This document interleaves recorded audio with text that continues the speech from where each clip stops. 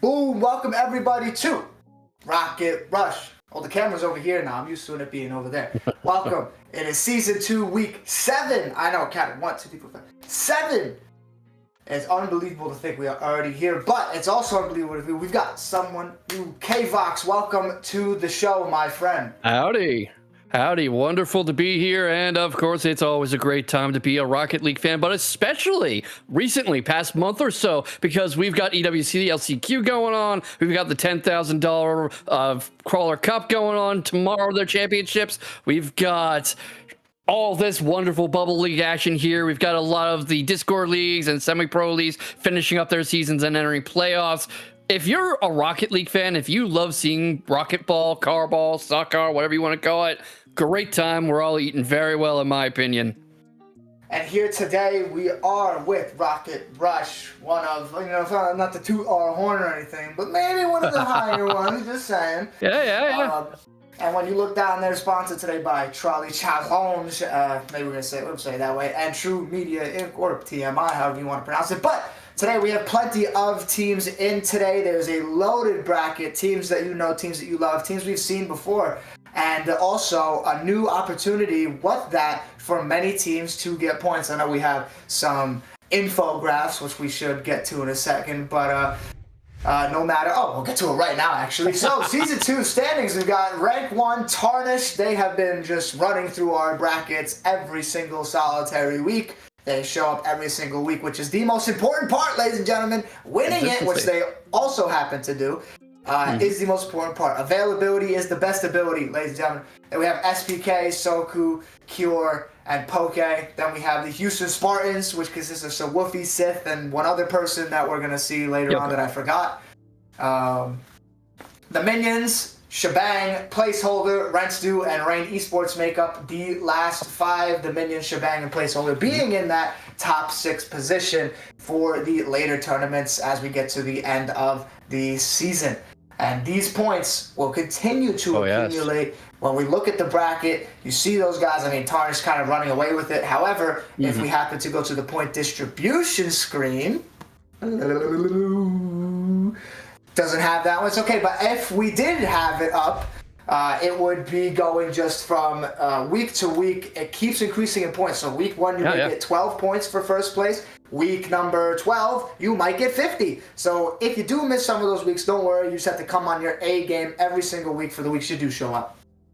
Yeah, and I'm especially impressed by Houston Spartans because that team has only existed as an org for a couple weeks now. They're already 3rd on the table. That is incredible progress, incredible speed. And I also think a lot of that is their pre-existing chemistry because that is the entire old Nameless Esports roster, which makes some pretty good runs in RLCS. So Tarnished, of course, is a storyline of they finally won one last week, finally got the whole shebang, and they're here to defend a title. But I'm very interested in seeing what happens if those two meet again in the bracket. But let's talk a little about our first match. BSY versus Solace Reckless. What do you think of those teams?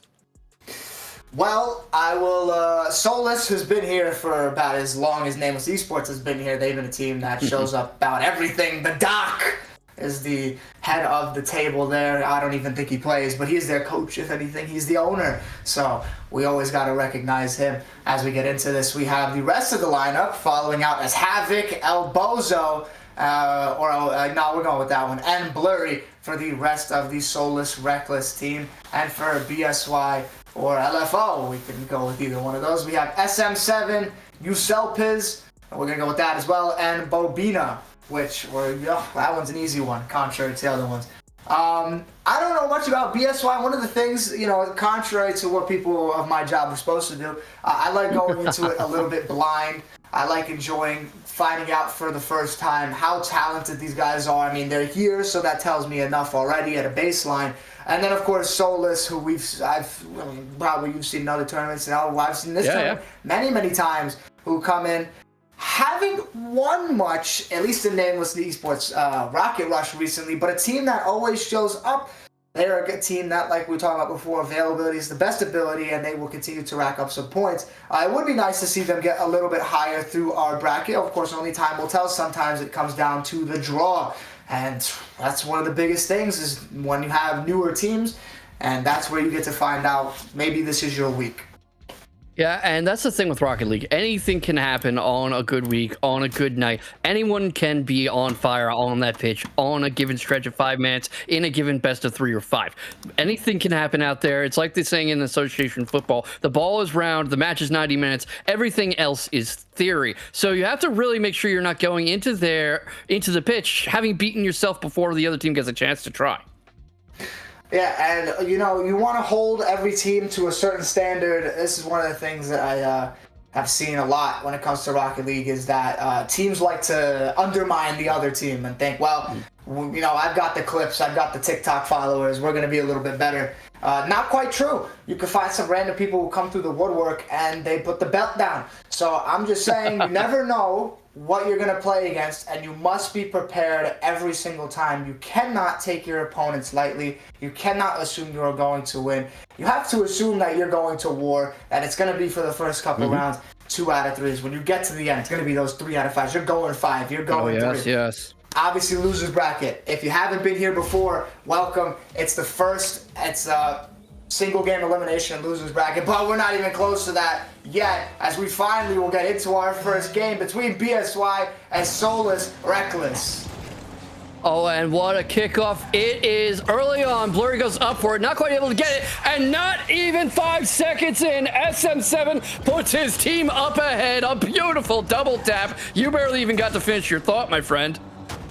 I mean, these are first round antics. A lot of guys aren't warmed up. A lot of communication is a little bit slow. This happens. Now, it doesn't matter how you start. It matters how you answer back. It's not going to be a great start, but it's a great save by the Doc, who are Jonesy. We love Jonesy. And the learning, but he couldn't get the second one. It's Yisu who puts it in again. And it's BSY with a 2-0 lead with not even 15 seconds off the board.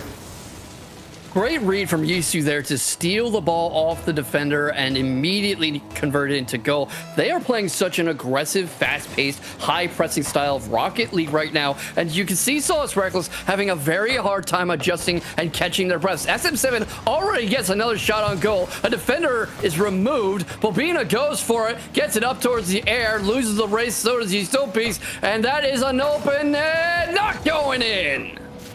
SM7, great save. I think the BSY motive is just keep it here, keep it on their side of the pitch. Do not let them attack. Sometimes your best defense is your offense. As we get a boom cloud in there, as it's going to be Yisu who wants to go up that left side. The Doc contests, but he loses the 50. It's going to keep going towards his net. It's going in by Bobino. Centered in for SM7. It's going to roll. It's going to be just left to get the post, but another read from Bobino on the second effort. And it doesn't matter if you have one net, you're going to have to find 2, as it's 3 goals for BSY. And we haven't even come a minute off the board. I think BSY got into our trolley bags because they are playing like they're on a sugar rush right now, and the sheer aggression, they're literally bouncing off the walls. I mean, their attack has just been unbelievable. I think they're coming out with a great strategy, come out with pressure, and you're not expecting it maybe in the first round if you're Soulless Reckless. You're not anticipating, everyone's warming up, but these guys are on blue fire, ladies and gentlemen! Goal numero 4, as we still haven't even been a minute 30 off the board!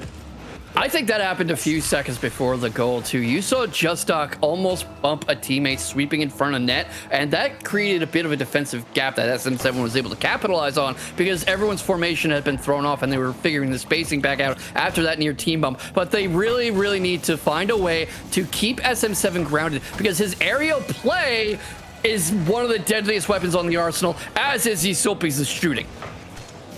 Doctor's getting put under here, and it seems Soulless Reckless is already out of game 1, even with 3:41 left on the clock. As the Doc puts up the go next, it is an absolute disaster here. Oh, wow. My goodness.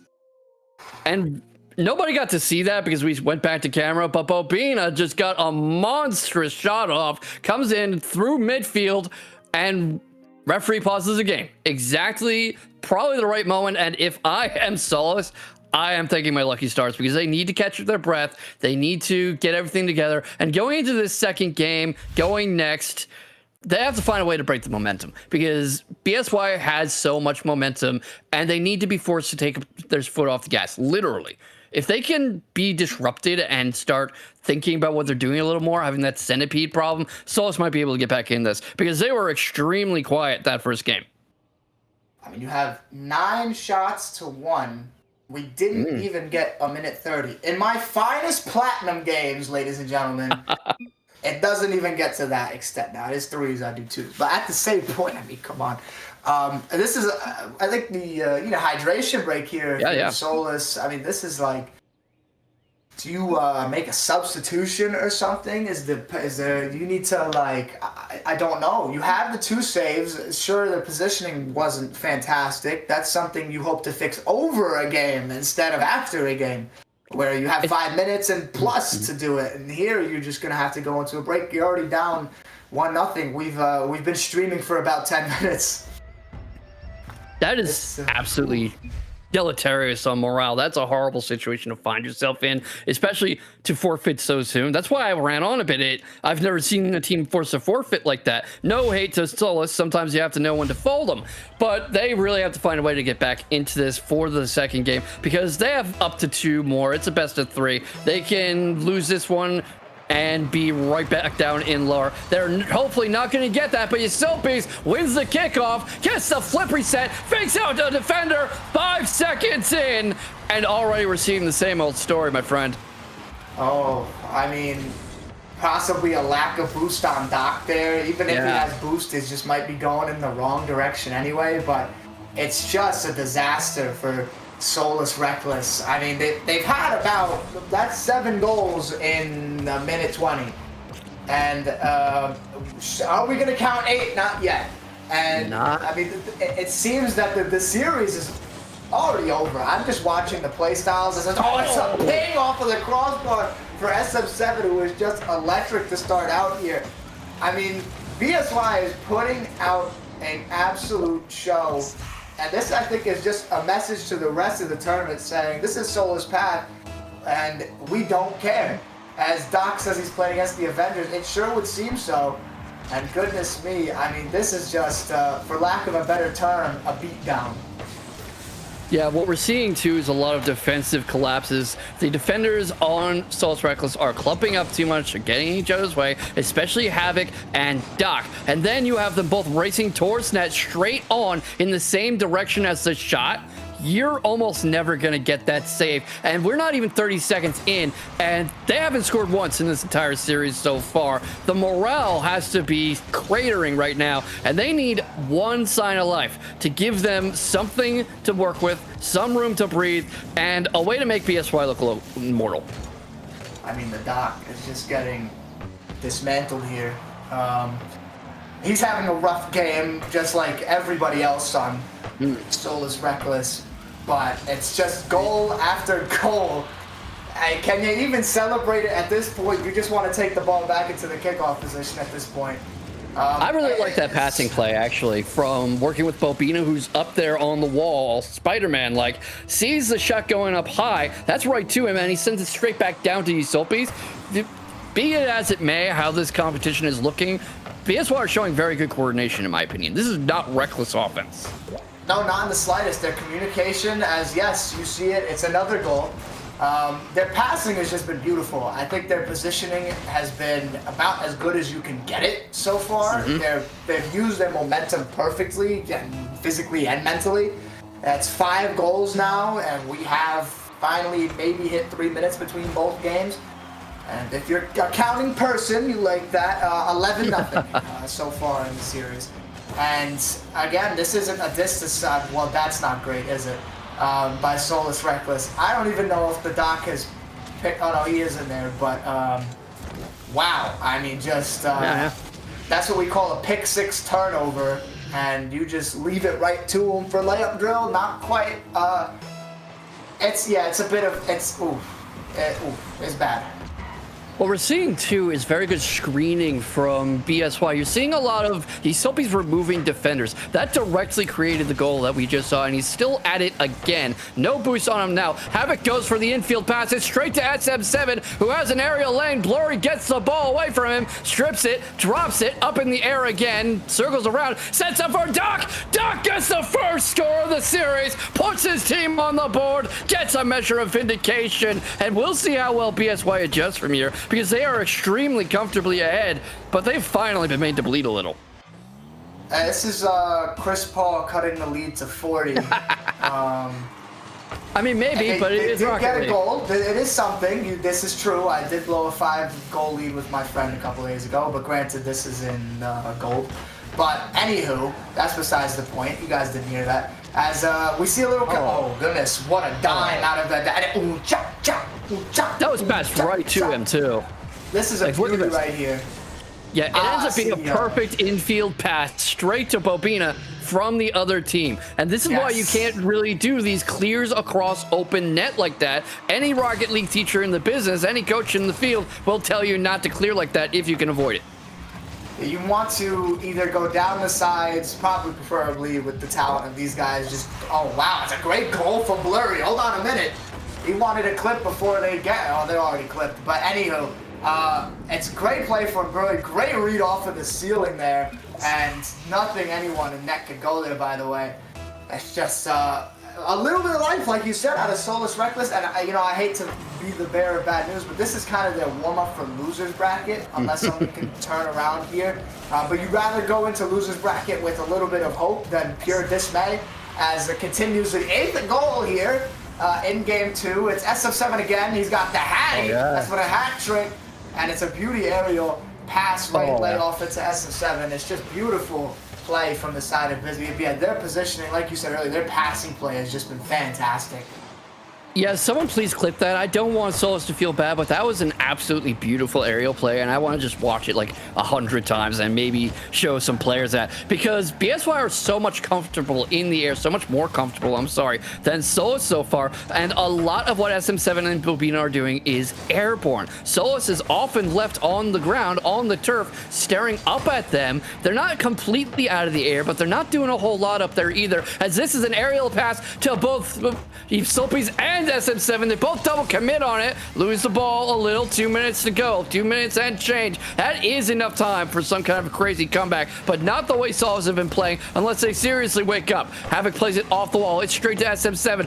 SM7 goes for the double tap, but it's not a good shot. Doc's got it now, carries it downfield, carries it past one defender, loses the ball, goes to another defender, off the wall again. A bit of a goal line stand, of breakaway in progress. Doc's racing the ball, he's not able to get it. Bobina and SM7 again together.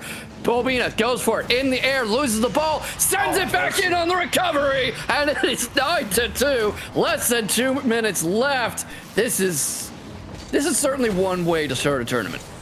Yeah, bar divine intervention, Soulless Reckless will be going down.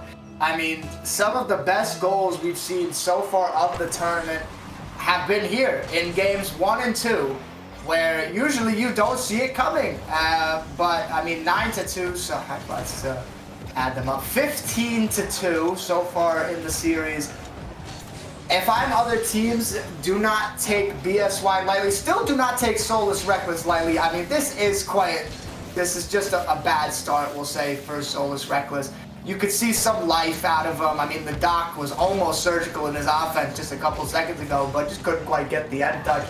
But BSY is currently on another level of play that we usually don't see very early in these tournaments. Usually people warming up and such, as SM7 is going to go down that left side, trying to dive it off to Yisu. Doesn't quite work. Bobina misses the ball. We'll call that a fake. It's going out to Yisu again, taken by SM7 out from under his tires. He's going to put it onto that left side. Doc goes for a contest. It still stays up in the middle. It's going to be Bobina trying to get any touch on it. He will not. Living on that right side, we have finally hit a minute left. No, this game does not go on forever, as a stalemate here in offense has finally hit. I spoke too soon. It's SM7 who's going to score the 10th goal of this game and the 16th of this series for BSY with 41 seconds left. Fantastic work dividing the defense here. And I mean, are you even a commentator until you've cursed at least one play, unless you've said at least one thing that the players immediately prove wrong? No, I've got a whole bag of tricks for that one. They like to make themselves very apparent. And it's going to be a demo. You know, Soulless Reckless, just go for demos at this point. It's for the love of the game now. Great middle from Blurry to the Doctor outright. He's going to go for a little cheeky aerial here. He's going to have to go a little bit left. Does he have a teammate to play it to? No, there was a bit of a miss out of the side of BSY, but it is sent in towards the middle. A good touch from Yisu to put it into a non-offensive position. 10 seconds left. The Doc with a rifler out from half field. Not quite Blurry for the one time. Nope. We're just going to... Oh, and it's a great goal from SM7 on his own net. We're going to chalk that up to very intentional. As Habit does get a piece of it though. SM7, great double touch. Wow, I put that one up in a frame. That's a great double touch from SM7 off the wall. And with 1 second left, the game will finally be put to bed. I mean, I'm liking this because I like high-pressing Liverpool-style Rocket League. It's reminding me, you are basketball, so maybe it reminds you of the old-school run-and-gun style. Me, I'm seeing Jurgen Klopp's Liverpool out there a bit. When it does cut back to us, you'll see some jerseys up there. But those guys play far from Liverpool style. Unfortunately, Croatians like to pass out the back, and it's really boring to watch most of the time. But yeah, I mean, that style of pressure is beautiful to watch. It's really fun for anyone who wants to watch high-level Rocket League. They don't want to watch a snooze fest. That's what you want to see. It's beautiful. That is pretty much as good as you can press. I know the first game didn't go so hot. Second game still wasn't great, but better for Soulless Reckless. BSY so far has been the team to watch. They have been the only team to watch. We will see as we go on farther and farther into the later rounds the difference between them and maybe some other teams, like we've seen the Spartans. We talk about Tarnished, other guys who we're already looking out for, but BSY was about as good of a start as you can have to a tournament so far.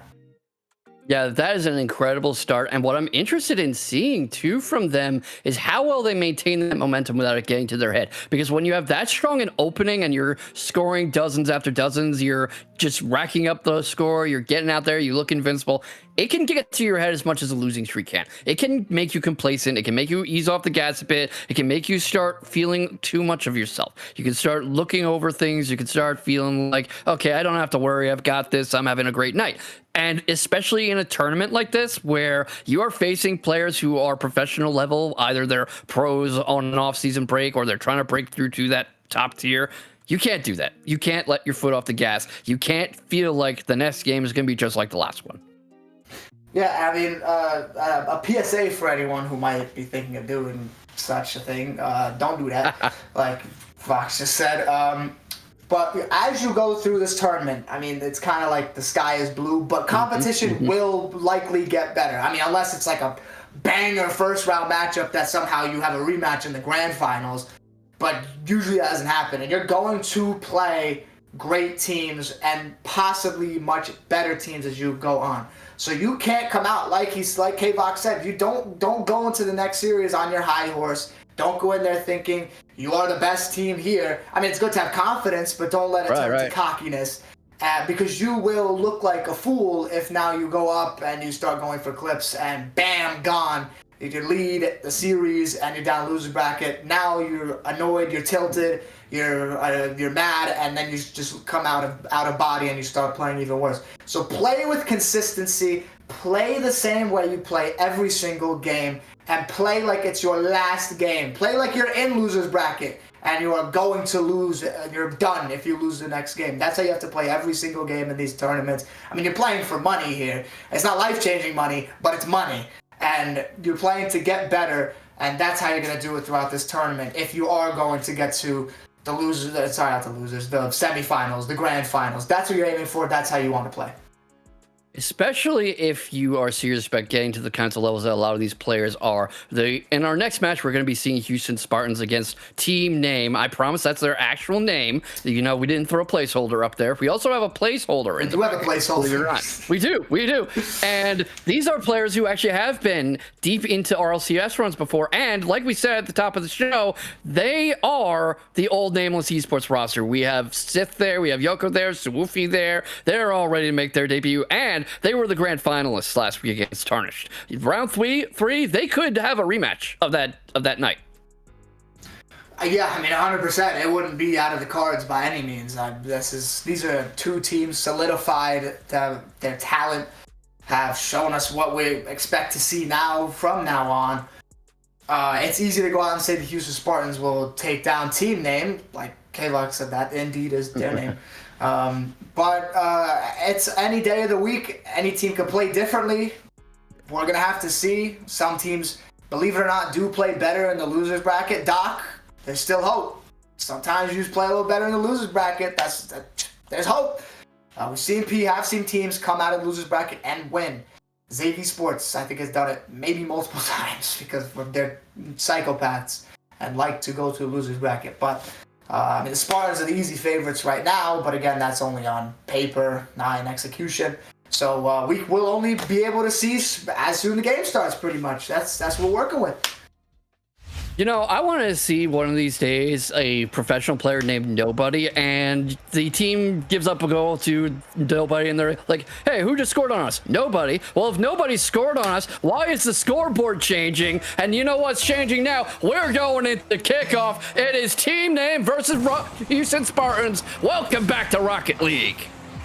That was a good time for the game to start. That's a great stop from Aetherac. You know what? We're going to go with Aetherac. With Aetherac. Okay, so we have Aetherac, Evelyn, and Prev versus Sitsa Woofy on PS5. And Yoko. I mean, you know those names. You've seen them here before. Nameless Esports. Hall of Famers. As it's going to be Yoko who wants to right foot it. Evelyn, good stop. It will be credited as a save. Going to go up in the air here. Tried to be met by it. It seemed that it was Yoko or Sith not able to get the stop. But Woofy is going to take it right. No one there up to grab it from him. Let's just kind of set middle though. It's going to be top left. A great save from Evelyn. It's a beautiful save to keep the score level. Yoko's going to keep the pressure on Woofy. It's another save. This time from Anthrax. Oh, it's a great defensive showing here from Team Name. Will they be able to get the offense going? It is a great clear. Finally something to take them off of the brace, but already so far another, that might not be credited as a save, but wow, the defense by Team Name has been on display. Already put on the back foot too, and forced to use a ton of momentum. I've been watching a fair bit of Houston Spartans lately. They have been a strong team. They're coming together well, and they actually nearly qualified for the Crawler Cup 10K tournament, and they were in 17th place, just missing out by a handful of points on the 16th place to get into Swiss. What I've seen from them a lot, especially Yoko, is extremely strong offense, especially just long-range shooting, finding creative angles. Where they've tended to suffer is defense. They clump together, they have rotational issues, they get in each other's way a bit, especially Yoko and Sith sometimes. And I'm not trashing them. Where I'm going with this is that this is going to become a question of if Team Name can weather the storm long enough for one of those gaps in the armor to show.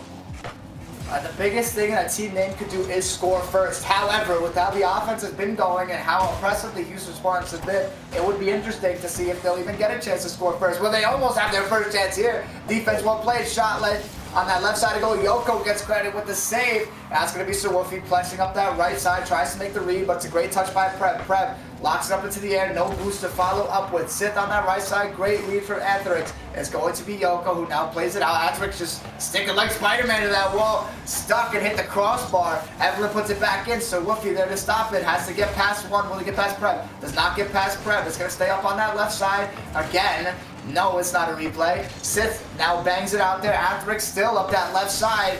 And now you have Swoopy and Yoko up on the same exact wall. You just can't get past the midfield. It's like a giant wall. Anthrix still has it on that right side, going for the rebound. Swoopy is the one to meet it first. Going up the right side now is Swoopy. Great dribbling, leaves it off for Sith. Sith going up by himself, gets it into the middle. Is there going to be a secondary effort? It's not going to be found. It's Anthrix going up that left side. Wow, there is a lot of talking being done for nobody to score yet.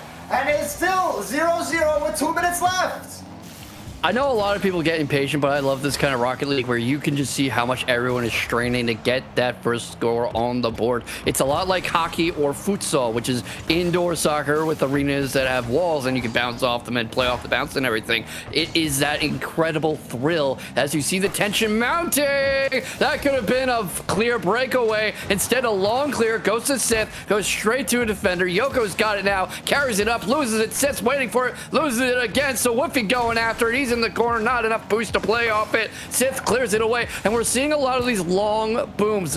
Neither team are playing close to the ball very much. Tried it here. Prev sends it. Prev gets too high, and right now it's turning into the same kind of defensive pressure I was talking about Houston Spartans being vulnerable to. They need to find a way to get a quick transition, save some boost, and turn this into a solid shot opportunity because time is running out, and nobody wants to be in overtime. Aetherx with another save, and Evelyn, they're both in goal mouth. They might be pinned down in there, but the breakaway is looking real. So Woofy gets it by Prev. That's up the wall. Sith looks for it. Doesn't have an angle. Yoko climbing up for it. He sends it airborne. I almost said Ireland for some reason. I think your accent is getting to me. Sith can't get to it. So Woofy can't get to it. Sith saves it on no boost. It is back and forth at the highest degree. It is like ping pong at the Olympics. And it's just who is going to break first? Who's going to be the one to overcommit first? Who's going to leave open goal? It might be Yoko! Double tap! And on the right post, the Woofy on the left side! Opens up the scoring, and it might be the only score we get with 18 seconds on the clock! And that was a beautiful three-car press here because you can see the defense try to remove the Houston Spartans on the back line from that second touch opportunity. You play it off the post and you create that opening where no one is near net. And what I'm interested in these next 13 seconds or so, 10 seconds now, is can Team Name recover that momentum? I think they might have to chalk this up for how to play this off in the second game because we have Houston Spartans going ahead in incredible fashion. And I think we need to bring my friend a cough drop into the broadcast booth because I'd be losing my voice too with all that excitement. I mean, it's just, you look at the Spartans and kind of bound to score a goal. 10 shots compared to 5 by Team Name. If Team Name could get just 25% more offense, they have a real chance of tying that game. It just felt like they were, like you said, stuck on their back heels more than the Spartans were stuck there. Not to say that Team Name had zero pressure that game. Incorrect. They had plenty, but just not at the level of the Spartans. You said the Spartans, their offense is their calling card, but their offense can also lead to kind of lackadaisical defense. The way the Spartans, they want to play is their offense is their defense. They just don't want you to get the ball. They want to keep shooting.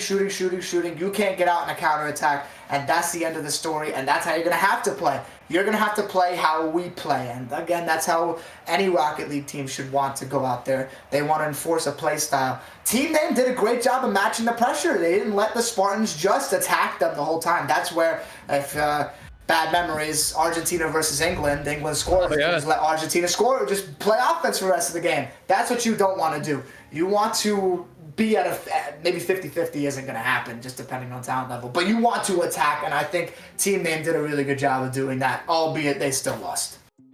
They're playing very strong defense. There were a lot of double saves there, especially when Ether and Evelyn are near net, and they only let one in. 10 shots, only one goes in. They were seriously sweating on defense. I am interested in seeing how this second game plays out as they're filing onto the pitch and getting ready, but like, one thing I'd like to see, I don't know about you, is I'd like to see more control over the ball. We were seeing a lot of long clears, a lot of booming the ball away, a lot of desperate keep away. Not many people playing close to the ball and in tight control, which I think distinguishes this game from what we were seeing from BSY, where it seemed like one of their players was always in reach of the ball, was always ready to get that ball touch and get the second touch. And we'll see what changes here with kickoff. Yeah, I mean, the passing play has certainly disappeared here. It's going to be a lot of solo efforts for both of these teams. I mean, I don't think they're going to change anything. It's just going to be who's going to let up first. For a team of these two calibers to have only had one goal scored between them tells you what kind of havoc during the game there must have been. But a good layoff by Sawufi as we start to see. We do see a little bit of passing offense there. Oh, fake by Sawufi. Let's put it that way. Anthrax up that left side. Wall is going to try and get a secondary effort. Wins the 50, gets it into the middle. So Woofy going up. He might win that one. He does. So Woofy tries to play rebound. Yoko there. Lots of commits on the side of the Houston Spartans. This is like a lobby that if gold players happen to have the talent level of some of the best players on the planet, this is how they would play. So Woofy is not going to win that 50. Anthrax, great possession there.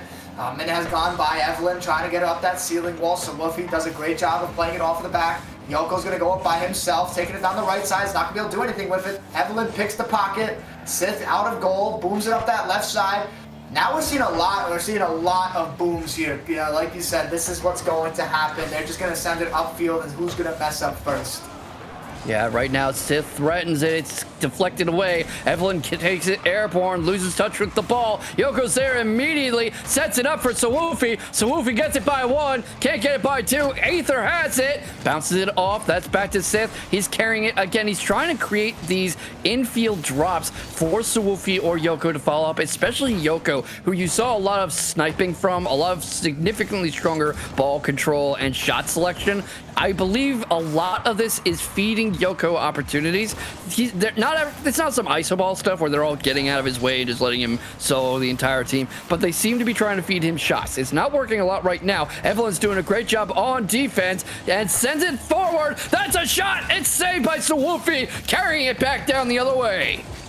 Yes, I could just see that we're going to come out to a very relatively similar outcome, but I think a really bad touch from Sid. Evelyn pops it up, wants to go up again, tries to, can't get it. Right side, Anthrax pitches it towards that right side. It won't go into the goal, but it does go dangerously near as Sid clears it. Sid now in the center. Prev's going to be the one to meet this one on the wall. Good touch to get over Sid. A good bump from Sid, though, into the middle. Yoko looking for the pass. Yoko's in the pass. Oh, it's very well defended by team name.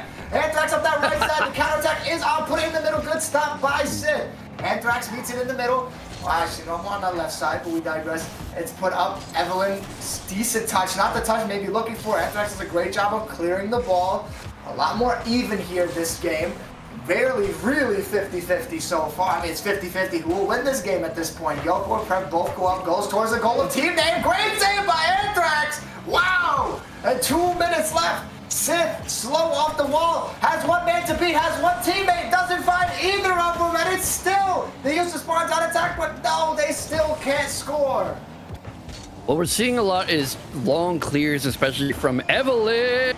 And Yoko gets the shot opportunity, can't hammer it back home, and that is going towards Houston's net. High in the air, can he drop it in? No, he cannot. Going back towards midfield, another shot. I believe that misses off the bar, off the post. Yoko went for it. Sith gets it up towards the air for Yoko. Yoko gets it by 1, abandons the play, heads towards center, heads towards corner, I'm sorry. Evelyn's got it though. Air dribble, gets Sawufi by it. Gets Sawufi. Wow, okay, I'm terribly sorry about that jumble of words that turned into a much more literal car crash than everything else on the screen right now. But Sawufi can't get it by Evelyn. Team pinch. Prev is going after it, gonna get there first. And can he turn this into a breakaway? Can he turn this into an attack? Aether's trying. Can he get by? 1, 2, no, only 1. And now Sawufi's got the breakaway. Stopped in his tracks by Prep only for so long as Yoko finds down that right side, goes past one, going to try and go past Prep, can't quite do it. Aether on that left side, Yoko takes it himself, pass it off to Sith, but no one there to follow up. 39 seconds left, and pitch!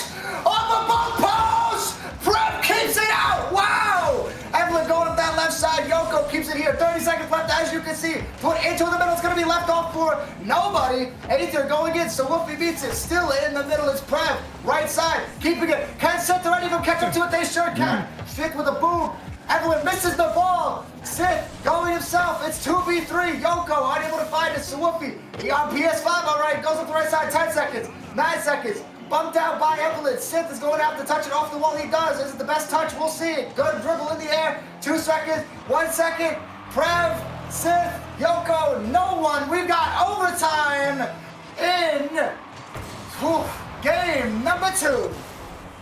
Second game of the second match, we already have our first overtime. That's how you know the Rocket League is real good. And overtime might be the single most stressful thing in Rocket League. Sudden death, golden goal, and that intense feeling that if your team drops this, it is your fault. You're the one who choked it. I'm not casting blame on anybody who gives up the goal here. I'm just saying that's what's in my head when I'm in overtime. I know that temptation. Evelyn with another clear away, sends that up to Ether. Can't get it away. Ether's bumped off it. Yoko sets up for Sawufi. Sawufi hunting the backboard, can't get it. Evelyn clears it away. Ether's going for it, loses it back to Prev. Prev going airborne. I don't think he has a good angle here. Loses the ball to Yoko. Sets it up for Sith, who's high in the sky and on the hog. Evelyn clears away, and it's like you said, it's ping pong in here. Just long clears, big booms from end to end of this pitch.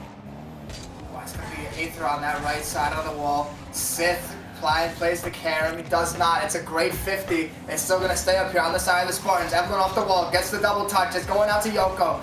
Now we see a big rotation here. Only gets as far as Aether, though. It's a good contest. A demo on 2 Sith. It's going to be 2v2, but no, it's going to stay here still. Yoko now able to get past this great contest here on the side of the Spartans field. The team name winning those battles is Sawufi with a terrifying dribble off of the wall, but it will still not lead to a goal, at least not yet. Aether to the middle. Evelyn trying to find it. Evelyn still has it. Dribbles it off and tries to get the pitch. Gets the pitch. It's out to Sid. Sid taking it off of the ceiling. Trying to go right. Lands, grabs the 100. Prev to the left. Finds Sith, who is still hanging out by the boost. Evelyn on the right side. They will go have 2 numbers in the middle, but I don't know if you want to say, oh, it's a misplay. But still Wolfie, however, is able to keep it out of goal. Prev in towards the center. Yoko sitting in net. Will get the save. It's a big boom out from Yoko. This could be the counterattack that the Spartans are waiting for. Not quite. Gets out to A. Oh. Big whip from Sith. Oh, Sith with a big miss, but Wolfie only has to beat Prev. Top right. Bangs it around. Why? Not quite the crossbar, just outside. 2 minutes have progressed in overtime. Another save from team name, and it's just as back and forth as regular time. These teams are incredibly evenly matched. Look at that from Sawufi. And this is what I was talking about how the Houston Spartans start to flounder a bit on defense. This is the kind of thing where they would have conceded by now a couple weeks ago. They are improving rapidly. Evelyn gets it up. That was set up for Yoko, who can't quite get his usual angle on the shot. Usually a much better accurate shooter to slot it into those corners, but not able to get it this time. Evelyn airborne, drops it down for Prev, who tries to play it off the corner, sends it in for Ether. Ether not able to get to it, so Woofy operating on no boost. A lot of boost management trouble from the Spartans, and they might end up paying for this, but we are flirting with an entire regulation Rocket League game in this overtime. Already 3 minutes in, that's a long angle. Sith gets it, sends it up for Sawufi's. No one's there, yet Sith is there again. High up in the air, Evelyn going for it again, tries to find Ether, finds Ether. Ether looks for Prev, Prev gets it, drops it. Sith goes up for it, sends it up for Sawufi. Sawufi too wide away, and this is incredible back and forth Rocket League here. Neither team seems able to find the angle they need to convert a good shot on goal, and it feels like there have been much fewer shots in general as opposed to last time.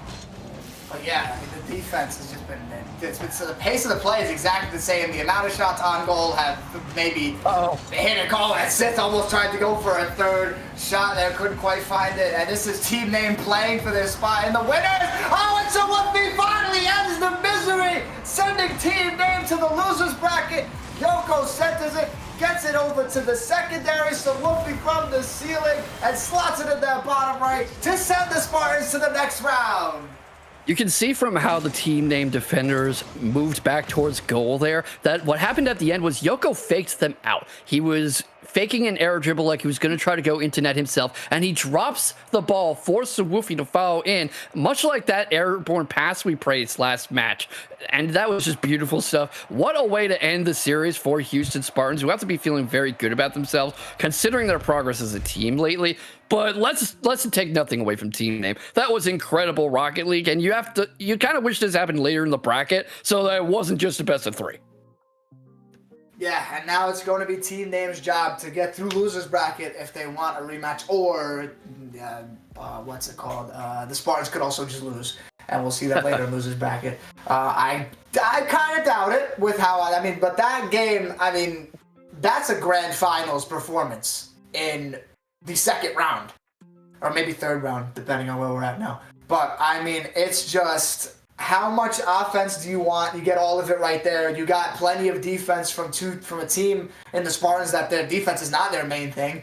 And Team Name, who just put on a show against one of the best teams we've seen in the bracket so far. I think they have to keep their heads high the way they play now. If they play like that, they could easily get through losers bracket. It only depends on who they play. But just a masterpiece of Rocket League in that series. Could have easily gone 3 games, just didn't happen to.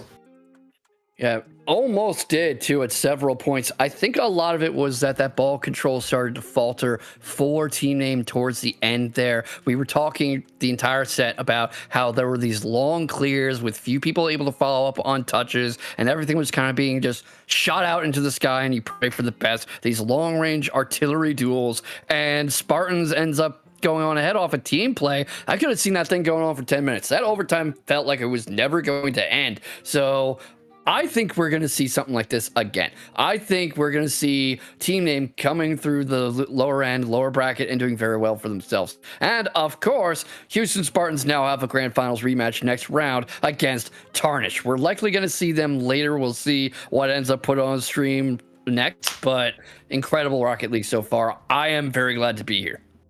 I mean, this is what you show up to Nameless Esports for.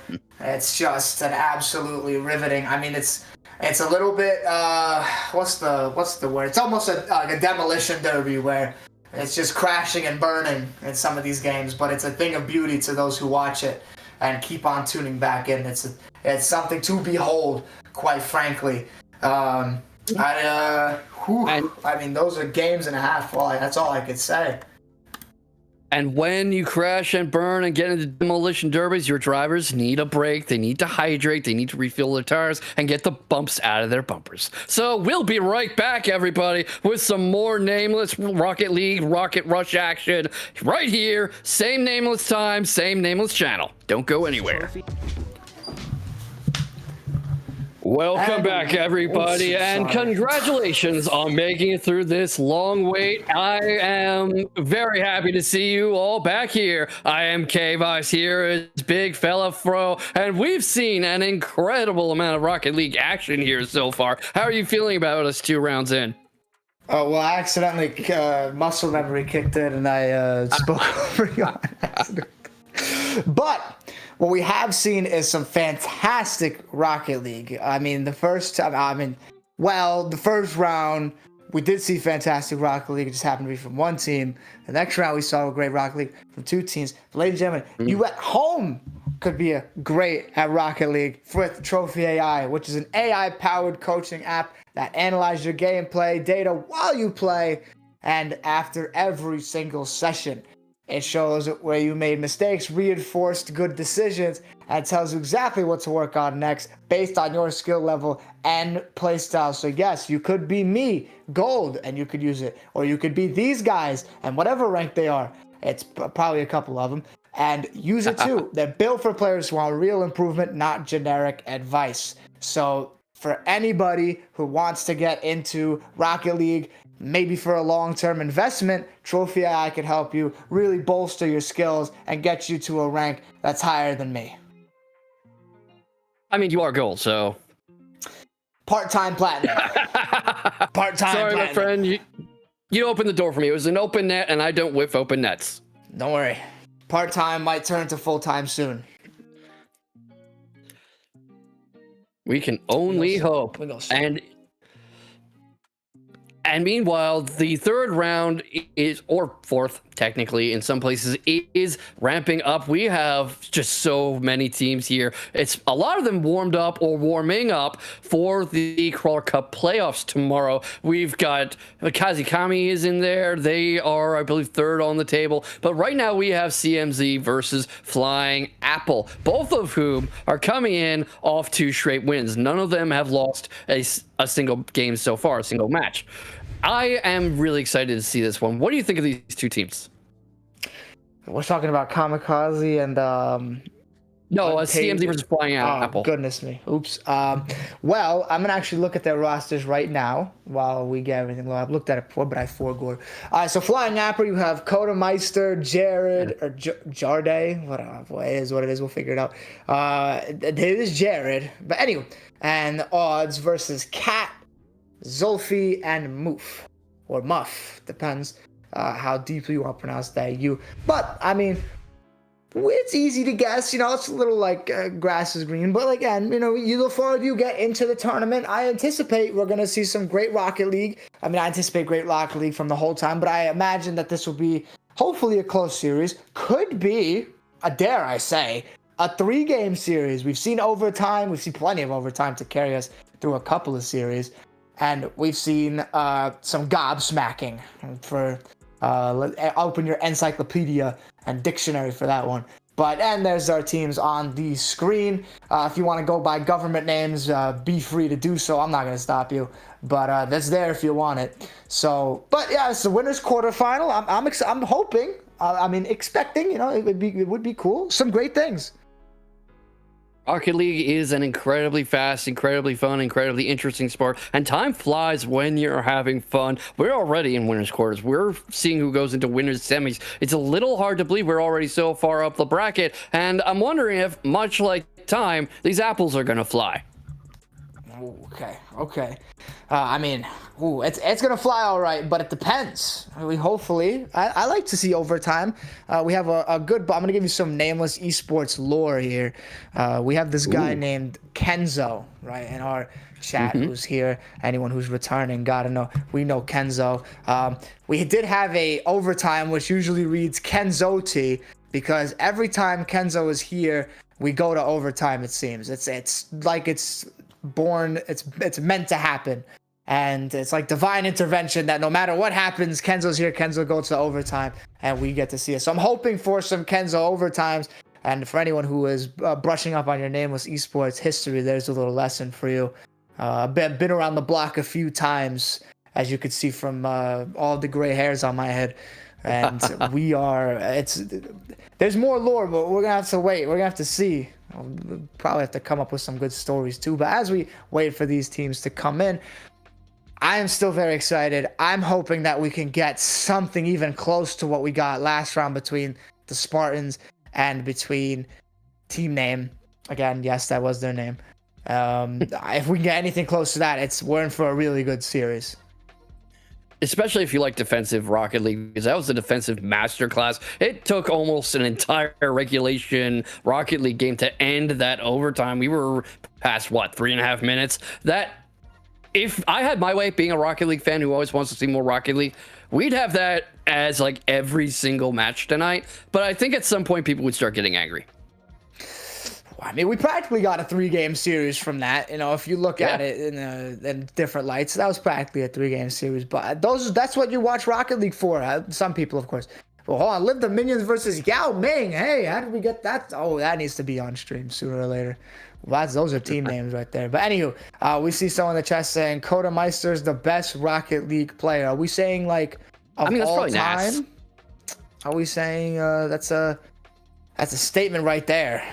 From it's certainly one of the takes I've ever heard, but he is in this lobby, so we're going to have a good opportunity to see how well he backs that up. It's like me, like I'm one of the players of all time, right? He says he's my wife. Okay, wait. Oh, It's 2026, my friend. A man can be a wife if he wants to be. No, that's not what I was getting at. I just need to make sure I was reading that right. Hold on. These glasses can get very. Okay, wonderful. So that's supportive. We'll go there. I like that. Supportive. And where was I going at? Yes. So me, like I could be the best gold player ever. Like if I'm 649. I don't want to say LP because that's League of Legends, Elo, whatever. Like that's that. Like if it's 650, like that's me. I'm the GOAT of gold. I'm right there. But we'll see, right? Only time will tell. Only gameplay can tell us, right? Which hopefully we're gonna get some of that gameplay soon or later. Waiting on one. Best player in the world. Okay, cool. Okay, good. Thank you for clarifying. Good. All right, wonderful. That's good. So now we know. Now, K-Box, we know what we're in for here. We musty, get him out. I don't know any other players. I mean, maybe the best player that isn't currently in Paris for LCQ of Esports World Cup. Okay. I'm just telling you, if Cuttermeister messes up, it's going to be a long game for Mr. Meister. But this is a three-person, contrary to what the last series showed us, this is a 3v3 tournament. I know we saw a lot of solo stuff in the last series. The first series, it looked like a 5v1 with how much offense we saw. But here we go. This is what you've been waiting for. This is not quite the main event, but it is the semifinal. No, it's not. The quarterfinal. Not that either. We're working on it. We'll figure it out. It is the quarterfinal. It's literally the quarterfinal. Beautiful. It does say it right there. Don't see, guys. This way you gotta look at the score bug and not listen to me. But anyway, we are underway as we finally get into game here. As we have Jarde, and Cuttermeister versus Cat, Muff, and Zuffle. Anyway, the gameplay is what matters, guys. And we are going to start off in that right side. It's going to Muff, who's going to go inside, not able to get a goal. It's great defensive play here so far from the Apples. Can they fly? We'll find out. It is Oz in that left side. Also, miss from Cat here. This could be a counterattack possibility. Oh, he's missed the layoff to his buddy here. That's no good. Cat just hanging about. There's the layoff we're waiting for. And, well, we're starting to see, I think, a little bit more spreading out. There's definitely a little bit more, structure to this game so far than the last one. We're seeing a lot less defensive clumping together, especially from Flying Apples. And look at that, someone does fly. Jarde takes to the air, clears the ball away. Odds can't get it by two defenders. Cat's carrying it along. Goes at a bad angle to carry the attack going forward. Goes straight to Muff. Cat's circling back. Zulfi goes in, almost team bumps with Muff. Goes straight to Cat. Cat has a look, and it's saved. Cuttermeister maybe living up to the glazing in chat. That's a great stop there. Not able. Oh my goodness gracious. Muff goes for the double. Not quite able to finish it. Jardy going in. Not quite able to find the goal there either. Muff's going to go down the left side. Odds in front of him. Has a teammate in the middle. Is going to be laid off. Oh, it's a beautiful play from the side of CMZ. And it's a dime from Muff into the middle for Cat. And that's the first goal of the quarterfinals.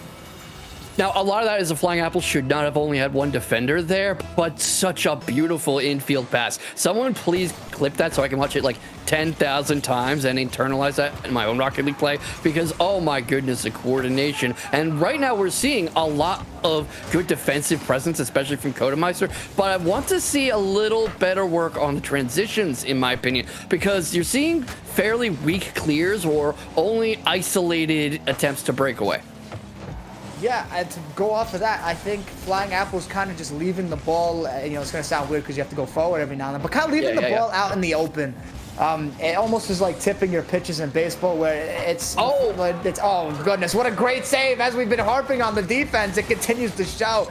But it's almost going back. The Flying Apples offensively are just showing their hand and saying, we're going in this direction. Come stop us. As it seems to be, they aren't able to get out in the counterattack. Again, CMZ keeping the pressure. I think pressure is a big thing for CMZ. They just want to keep the ball here. Goes into a good demo there to stop the attack. But yeah, I mean, I agree. I'd love to see Flying Apple, maybe a little bit more offensive presence. Right now, they're really building towards that as Jarde carries the ball down pit, tries to get it away from a defender, dribble it by him, not able to get it. It's stripped, plays it off the wall to his teammate. Now Cat has it, too wide, sets up the infield pass, and Zulfi finishes through contact, and he was just left waiting there, my friend. Look at him in the replay. He's waiting on back post to do this backflip into the net. He was left just waiting there. Nobody is stopping him from just holding up, waiting for the play. You should not have an attacker that comfortable where he can just sit and wait for his turn. Yeah, it's just waiting for it's almost like a bit of a sweaty goal, but it's a great passing play. And when you leave a man unmarked back post, that's what's going to happen. If you don't do a back post rotation to go into net, stuff like that can happen, because if you're going back post, you can see, okay, this guy's in the way, we got to get him out of the way. You see a guy from CMZ has a rough angle already. Now he has no one to pass to, then you can start the counterattack. A bit unfortunate for Cuttermeister as well, did get a bump on the ball, but happened to go straight off of Muff's car anyway. But now we're starting to see the ball on CMZ's half. A good center, not quite able to get anything out of it. This is potentially what the spacing does. It kind of takes away from the middle sometimes where you're playing directly as, oh, that's a big miss there.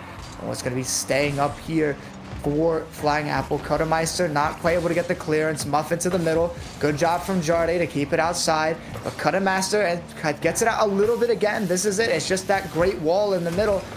And just unable, Flying Apple, to do really anything offensively consistently. I think CMZ is doing very well choosing the high press here, contesting in midfield, very quickly trying to retain ball control or spoil shots. Create enough car presence to not allow any clean shooting angles. Zulfi tries to send it down to Cat. Cat's not in a good position to get it. Cat's got it. He's sending it down. Zulfi backs off. No one is there to follow up on Cat. And we're seeing right now that they're penning Flying Apples back down. They're not able to really get there. Cat demos a defender and follows up off Zulfi's carry to knock it in. And this is the kind of thing that CMZ is excelling at. These linked touches where 1, 2, 3, go. Everyone is playing a different part in the play, often removing a defender outright. And if I'm Flying Apples, I really want to start breaking these chains. I want there to be no one to pass to. I want there to be nobody sitting and waiting near the post. I want there to be more emphasis on forcing solo plays, because I feel like CMZ is less able to do the solo plays. Yeah, right on the nail pretty much. It feels that CMZ has just a much better field awareness. They know where Flying Apple is. They know where to position themselves. They know to go back post. They know to go front post. They know what to do. I mean, as we hit 10 seconds left here in the game, CMZ just dominating on pretty much every cylinder. They haven't had to play defense. They have one save, I believe. There could be a finishing goal. Oh, stopped by the clock, saved by the bell. And 2 saves. There we go. 2 saves for Flying Apple compared to, look how many saves I'm sorry, 1 save for CMZ. So that was right before I couldn't read it though. Plenty of saves by Flying Apple. What you said is pretty much on the nail. It's just CMZ knows how to position themselves offensively, and to add on to it, they know how to do it so that they don't have to go play defense. And they haven't had to, and they take the game 3-0.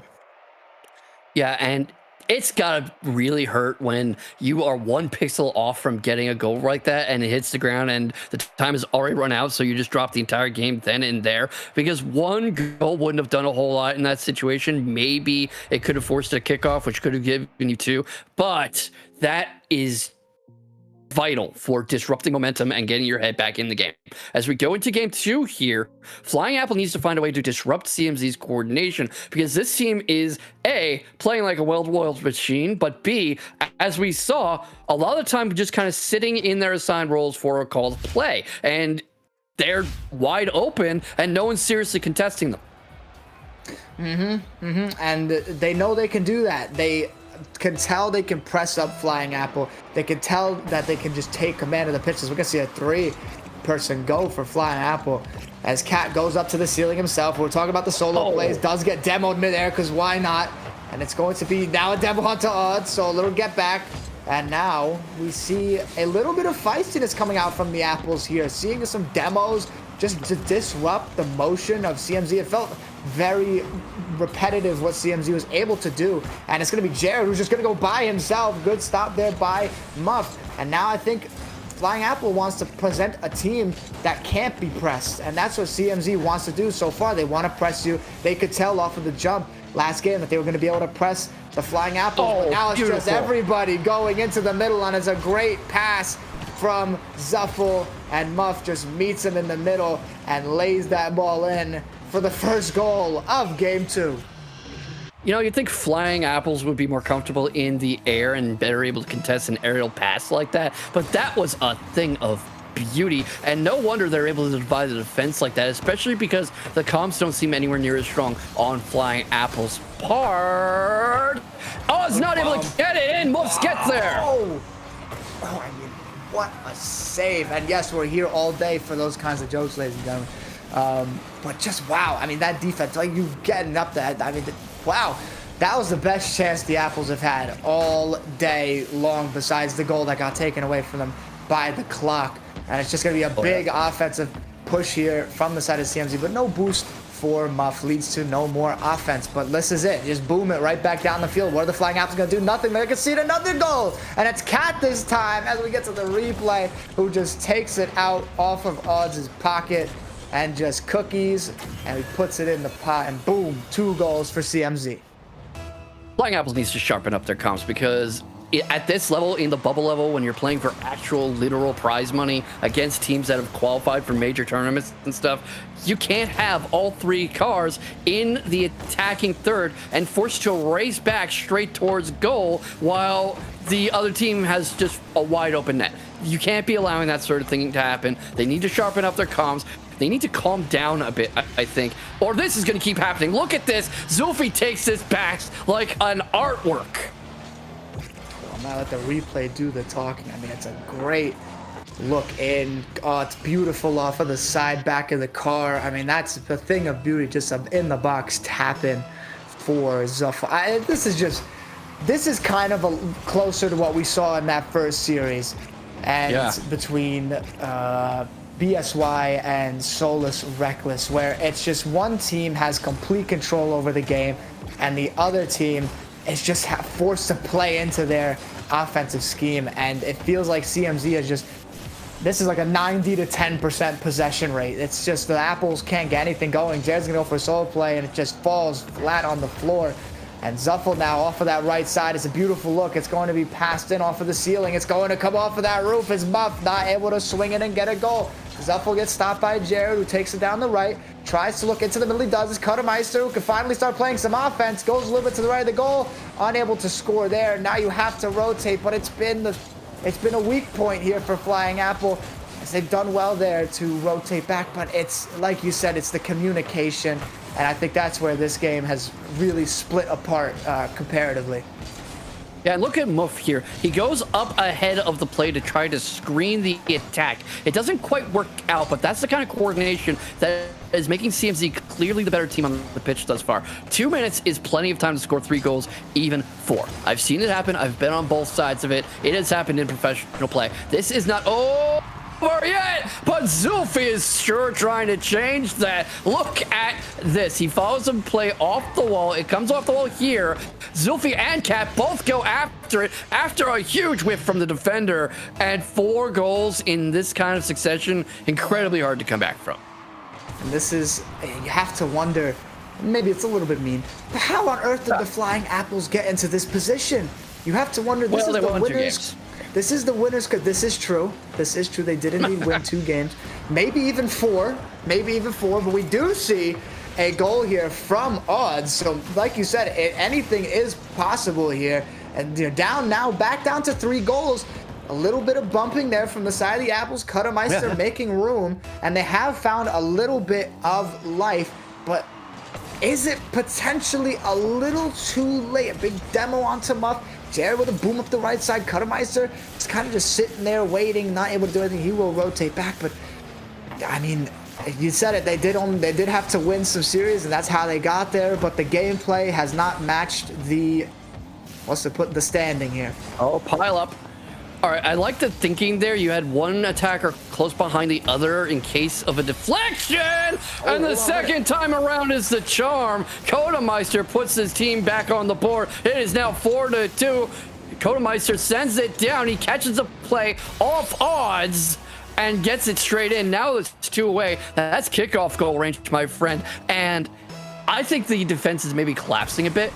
You're seeing a lot of comfort from CMZ and a bit of what I mentioned earlier, how you can disrupt the plays because they're playing incredibly tightly coordinated, almost literally like somebody on comms is calling from a playbook. Yeah, and I mean, now plenty of time left for the Flying Apples here. It's just going to be, can they stop the offense of CMZ? A good bump there. And I think I completely got. I was going to actually ask that question if you thought CMZ was getting a little bit comfortable. And like you said, I think they are. And well, great defensive play there by Odds, but still here. It's going to be Codemeister who gets it out. Zuffel now we're seeing a little bit more rotating here from. That's a great save. Hold on a minute. It looked like that play was doomed, but we do happen to get a save out. As Cat's going to take it up the right, Odds meets him there. He wins the 50. Not quite able to get it any closer to goal here. And now we're going to see that counterattack off. It's pitched off the cars, I believe, and it's going to be a whiff here from Cat. This could be this is a really big opportunity here. Great play from Muff to stop the ball in its momentum, but Odd's still following it up. It's going to be him and Jared. Not quite able. Cuttermeister, not the finest touch, probably not the one he wanted. Cat into the middle, and it's going to have to take a good defensive stand here to stop it, but although there was life, it doesn't quite stand for long enough, and the comeback is going to have to be switched off as CMZ will take this series. Well, salt in the wound attempt there, but Codemeister still, if there is one thing to get out of it, another save for him, but it will be CMZ to take the series 4-2 in the game, 2-0 in the series. First games that Flying Apples have lost tonight, too. I looked at the bracket, and they have gone 2-0 in each match to this point against a team I don't think I'm allowed to say on air, thanks to the FCC, WLB, and Lil Stepsis, who I am allowed to say on air, but are a bit of a tongue twister. So this is the first time tonight that they have lost any games, let alone a set, and they do have a lower bracket run ahead of them. So that's going to be very interesting to see, but for a moment there was real signs of life from them. What do you think that the adjustments they were making were, and how well do you think CMZ can carry the lessons forward to the rest of tonight? Well, CMZ just has to play their game that they played for about 7 minutes throughout the series. That 3-minute span where the Flying Apples were able to, they kind of had a little more team play if they didn't just air dribble. I think players here, unless you're doing a super duper special air dribble, they've seen it a million times before. So changing it up, we saw some passes off the roof. That's what got the goal for Codemeister, that second goal. Causing a little bit of havoc, and CMZ was kind of just forced to sit in their net and see what happens, and that's where you could take advantage. They don't have momentum to start a counterattack. You can kind of keep the ball there, but a little bit more pressure, definitely more patient with the ball. They didn't just try to score. Sometimes you don't have to score. Sometimes you need to pass. We saw plenty of that from CMZ, who just passed the ball up the side. Not everything has to be a shot, ladies and gentlemen. You could make an offensive play and it be 3 or 4 passes and getting guys rotating. The best thing you could do to do is make the other team think. Don't just be like, oh, air dribble. Now all you have to do is go meet you up in the middle and they can stop it. So if the Flying Apples want to keep going, I think maybe a little bit more unpredictable. If CMZ wants to keep going, keep the team play in, man. That was beautiful. Yeah, CMZ's coordination has been top notch tonight, and I would not be surprised to see them giving teams a very hard time. They're up against BSY in the winners semis, and on the other side of winners semis, Tarnished and unpaid and Tarnished actually won 2-1 a grand finals rematch against Houston Spartans. That happened off screen. That happened off stream, and that's the kind of matches we're seeing already in winners quarters. So this is an incredibly stacked bracket, an incredibly fun one. One of these two winners semi matches is what we're going to see next, and I'm very excited to see what happens next, what we're going to see. It looks like, as I look at the scorebook, that's exactly what we're going to get. Unpaid and underprivileged against the champions last week, Tarnished. That is going to be fun. I'm glad I am not a betting man. Oh, and me as well, because I wouldn't want to put any money down on that game, because boy, it's as unpredictable as it gets. But assuming I don't know if we're going to be waiting. They are up there. I don't know. Break. We're going to get break. Beautiful. Heard from Prod, then you hear from me. We're going to take a little bit of a break. Don't go anywhere. But if you do, get some popcorn and bring it right back and save some for us here. Come on. Sharing is caring. We'll be back. Stay tuned. This is Nameless Esports Rocket Rush. This is Trophy. All right, welcome back, everybody. This is Nameless Esports Rocket Rush Season 2, week number 7. 7. I hope you guys brought some popcorn back for us, because we held our side of the deal up. We're back. You guys better be back now. But it's the winners semi-final, arguably a potential grand final matchup. If they end up going to the losers bracket, we have unpaid and underprivileged, yes, that is the full name, versus Tarnished. Now, UAU, I like that, is Polar, Nex, Og, and Hasha. Of course, we'll see the couple. Polar, I believe, is a former player. We've seen him around quite a bit. And then the side of Tarnished, who, I mean, their organization has been flying all over the place through our brackets. Of course, they are the #1 team on our points. They have like 74 compared to everyone else who's about 40 and under. So they have been just running away every single week, showing up and getting the job done. I'm extremely excited for this winner's semifinal. Same here, especially because they're both off very good, very tough matches that we saw off screen. We have the Tarnished Houston Spartans matchup, which was a rematch of Grand Finals last week. And also, Kazikami lost to unpaid and underprivileged. We're going straight in. We're the ones underprivileged. We don't get to finish building this up.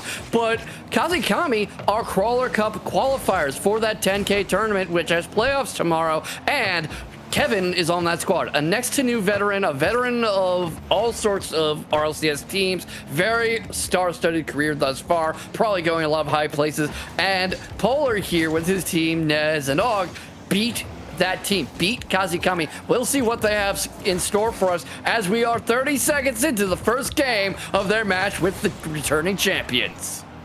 Well, we're seeing the ball fly around. This is where the pace of play comes into. Oh, and oh my goodness, it's going to be Og. It was a beautiful pass from Nex. It's going to be Nex who finishes it off with just under a minute off. We get to see the replay. Nex just puts it back up, and it's a beautiful shot from Og. It will be Nex. It would have been saved by Aspect had a Nex not gone on and hit the rebound there. Very smart play to keep the ball in. And now unpaid and underprivileged have taken the lead on the champs here.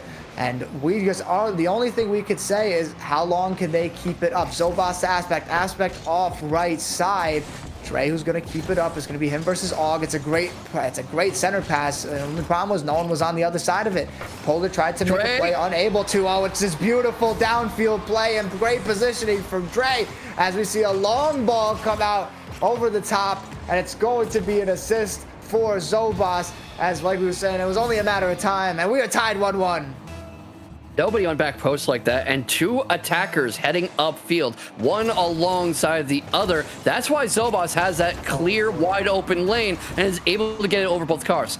Next is able to get it by one defender, can't get it by two. Polar has a breakaway for Nex. Nex not able to get to it because he's got no boost. I think the story of this match is going to be boost control because we're seeing a lot of territory here where multiple cars on both teams have no boost to work with. And at this level, you can't get away with that for long. Aspect circling around for it. A demo attempt misses him wide open. Aspect carries the ball down pitch, goes towards the corner, can't get it by the defense, sets it up for Nez. Nez can't get it. That's actually Dre.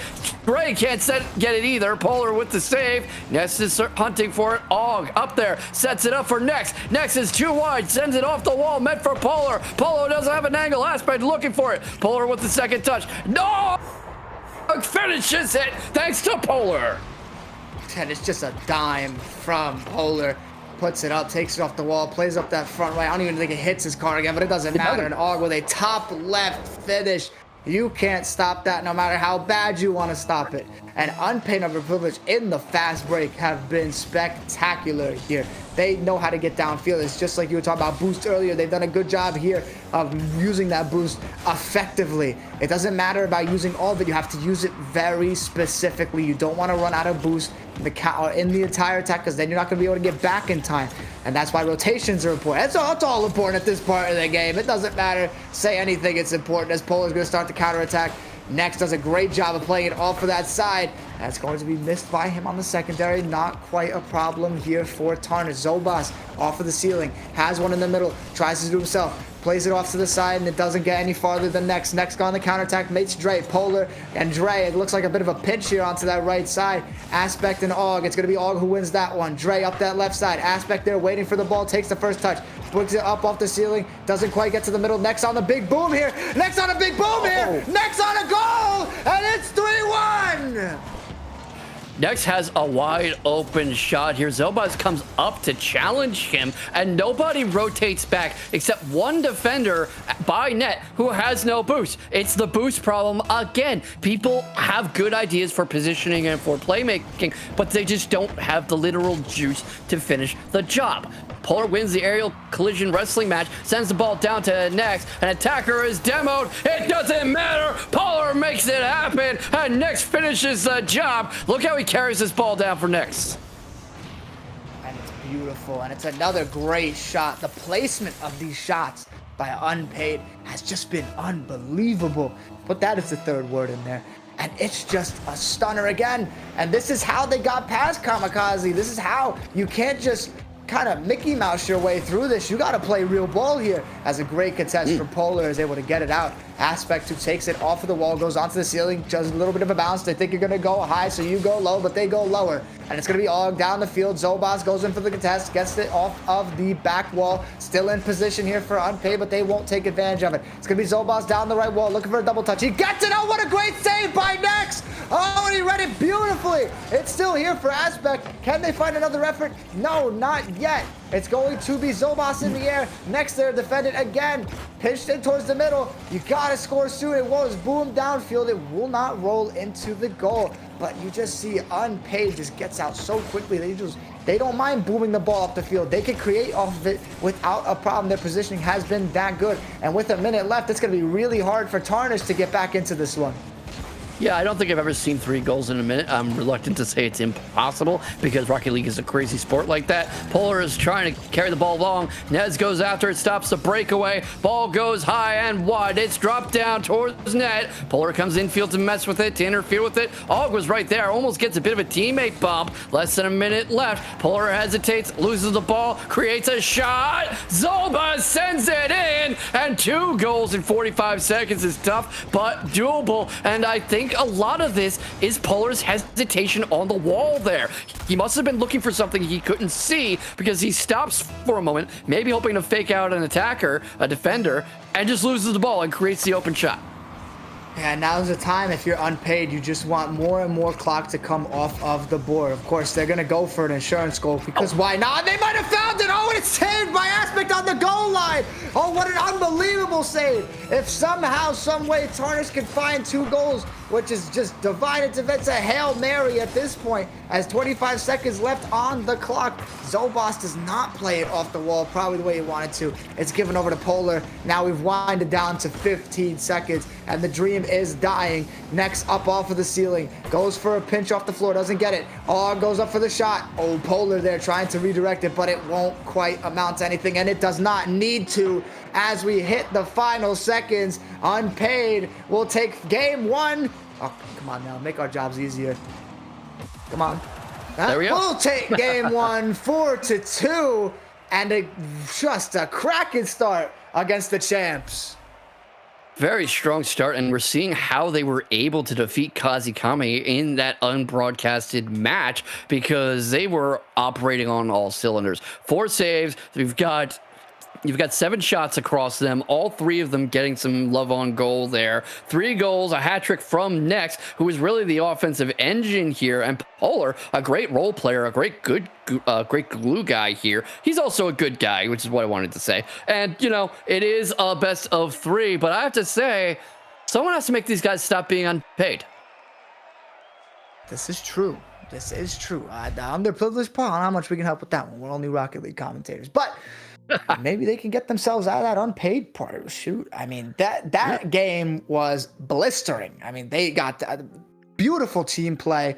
I feel like that was the combination of everything we've been wanting to see. Yes. They had the speed, they had the passing, and they had the shooting ability. When we watched other games, team name versus whatever, that was half of it. Yes. And it was just back and forth. This has real structure to it. And this has been watching the Mona Lisa get painted pretty much from the side of Unpaid. It's been unbelievable. As Polar looking to start something real early, Aspect jumped over the ball, not quite able to get it out. Next is going to boom it straight up to the ceiling. Polar misses the ball and not able to do anything. He will rotate back, might not need to here. And never mind, he's going to need to really needs to rotate back there, but well done. Takes it off the ceiling, trying to find something, kind of pops it up in the air here, and this is where we see Unpaid get dangerous, is in that counter attack, get past 1, now able to get past 2, and we will not have the early goal just yet. No early goals yet. And one thing I'm interested in seeing how well it develops, how well it changes, is how Tarnish reacts to awkward situations. Because that first goal last game is not savable this time. Next bounces it in. And this is the kind of thing we're talking about, because you can see them after Polar bounces it off here have a hard time reading the path of the play. Aspect's right there, but he reacts too late when he had an angle on it to deflect it away from net. It feels like sometimes the ball lands strangely, and Tarnish kind of bug out. Their programming breaks a little. And with 3 cars in there, you just don't know. Like you said, it's just so unpredictable where the ball's going to bounce. And 2 guys that aren't, one for Tarnish who's on the floor, maybe doesn't have the boost to get up to it, and another player who's on the left side of the goal who might have the boost but isn't in the right position to get there. And it's just a beautiful finish. What we've seen a lot out of Nex, whether he meant to put it there or not, his finishes have been very, very spotted. They've just been put in the net in the exact right spot, and have been very hard to save. And it doesn't matter how many shots you get on goal, it matters where you put those shots and if they end up being goals. And we've seen very, very precise play from Unpaid. Oh, almost another goal there, but not quite. Not quite yet. Polar's bullying 2 defenders out of corner. Aspect gets a demo. That could have been a dangerous clear, but because he had demo speed built up, he was able to delete the defender and get out of that trouble. Dre ends up giving the ball to Nex. Nex tries to carry it. Zobaz gets it. It's high up in no man's land. Aspect wins the race for it. Can't get it by Polar. Gets it into the corner. Og is going for it. Og clears it away. Has the breakaway. Has 1 defender. Can't get 2. Goes down. It's deflected. Aspect goes after it. Sends it to Og. Sends it to Dre. I'm sorry. Similar names, similar looks on the gamer tag, both very short. Og gets the breakaway, sets up for Polar. It's going high. 2 defenders go up for it. They clear it into their own corner. Next can't get a touch on it. You've got 2 defenders racing back towards net. Og into Polar. That's pitched into the corner again. And nothing really good happens in corners, my friend. You have really got to find better angles for this ball so that people aren't trying to play hockey and scoop the ball out of corner. And you've got these long clears. Like Polar has to save. Well, Next on the counterattack. Maybe not the touch he wanted. Gets it into that corner. Zobas takes it out. Going to the left. Polar stops it, and it's right in its tracks. Plays it off of that right wall. Looking in towards the side. Does a little flick into the middle. It's going to be Og who tries to go low. It's going to be Og who gets the secondary effort on a clear, and it doesn't matter. You cannot get it past Og. He is the one who stands in your way. And it's an unbelievable finish in the top left corner. 2-0 for Unpaid.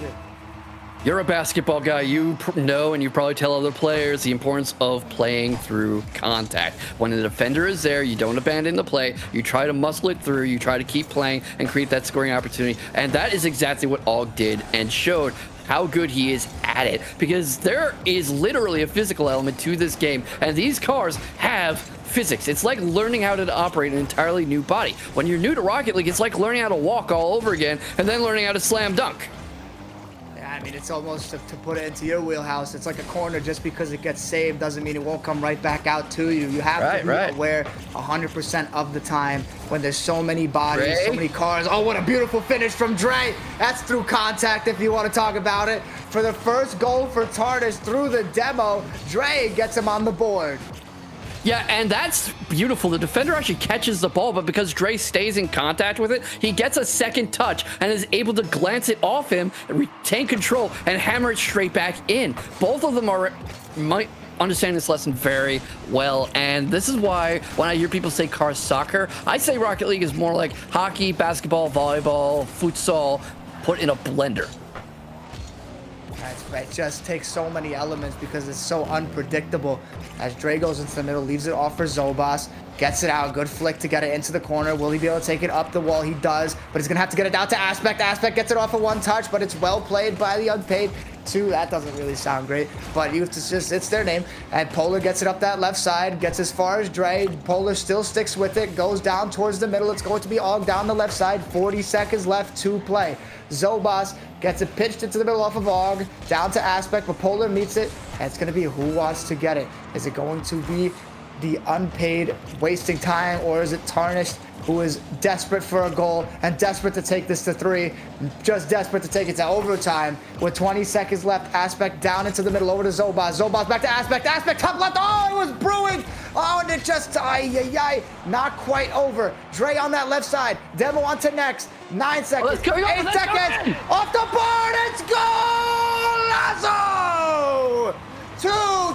7 seconds left. We may just have overtime here in game 2.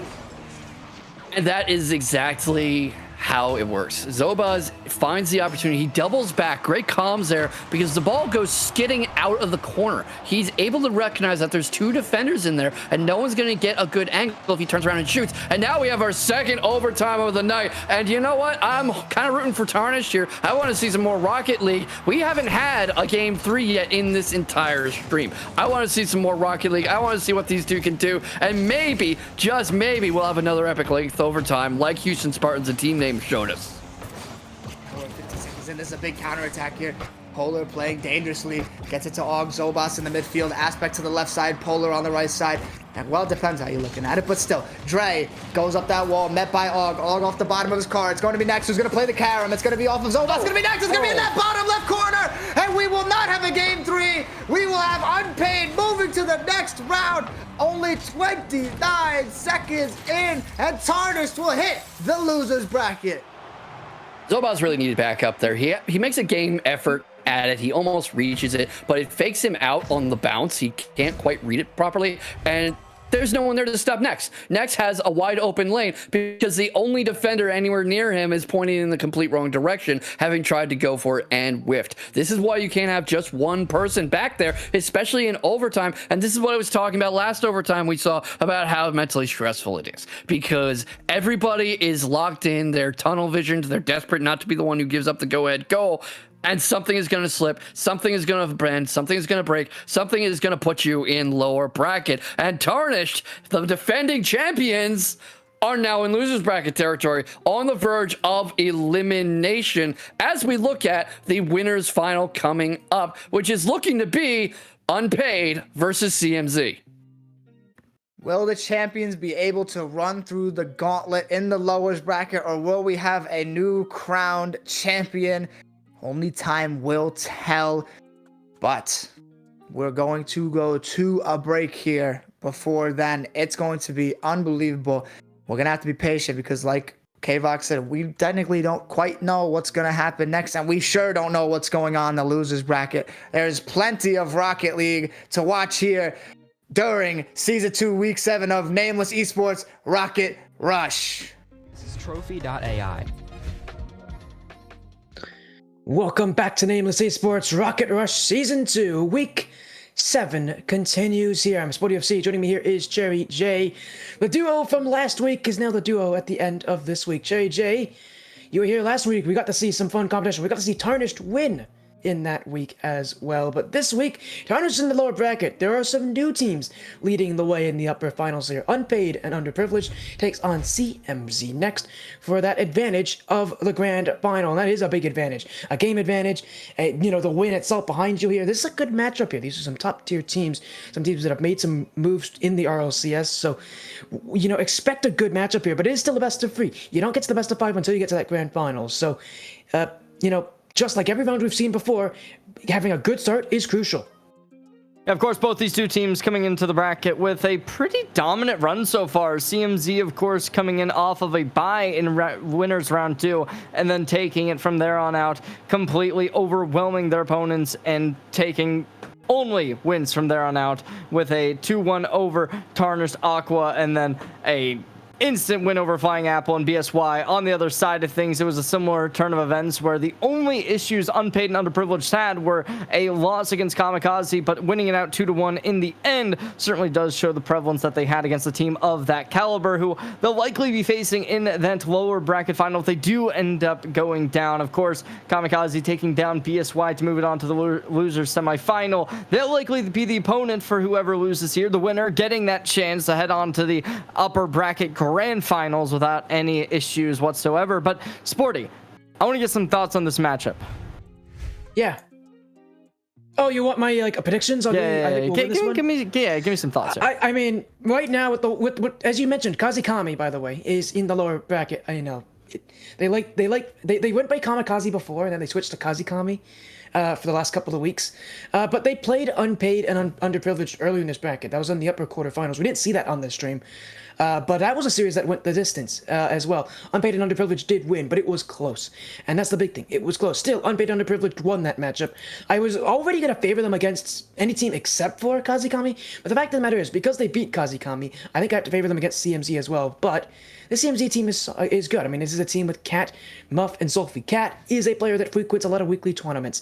So he has experience in these kind of moments. He has experience playing in these kind of events as well. So it'll be fun. The nice thing is the loser of this matchup is going to be it's not out of the tournament just yet, as we'll move into our series here. Not only, of course, the spot in the grand finals up for grabs, so is points as well, Sherry J. I mean, got something to talk about as we go later in the season. Points are going to increase. We're going to show the point standings afterwards to recap what we've seen so far in our last 6 weeks of action. But near the end of the season, I think part of the reason we're seeing so many top teams show up is due to the fact that you can qualify directly into that $500 final tournament at the end of the season as well, the championship at the end of the season by points. So these points matter, and even now a win or even a second place throws you into that discussion of could you be a team qualifying based on your consistency at the very end of the season. That's something to think about here. We're in game 1 though. Unpaid underprivileged on the blue. It will be CMZ on the orange.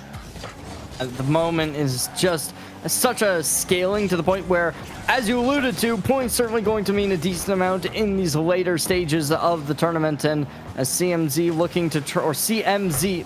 I don't know exactly how would you pronounce that? How do you pronounce that? It's just CMZ. It's all the player names. Interesting. Well, of course, right now they're putting on a lot of pressure and putting unpaid and underprivileged in a little bit of a rough spot. However, off of the back corner, they're able to toss that ball straight into an open net as Puller taking the first goal and capitalizing on the over-aggression that CMZ is putting forth. Yeah, it is. Just got the dunk on Muff there, who kind of bit off a little more than he could chew going for that play. It's a tough position here if you're CMZ. I don't think, unlike unpaid and underprivileged, they haven't had the same level of competition. I mean, to be fair, I don't know if there's any team out here that can compare to the competition that is Kazikami.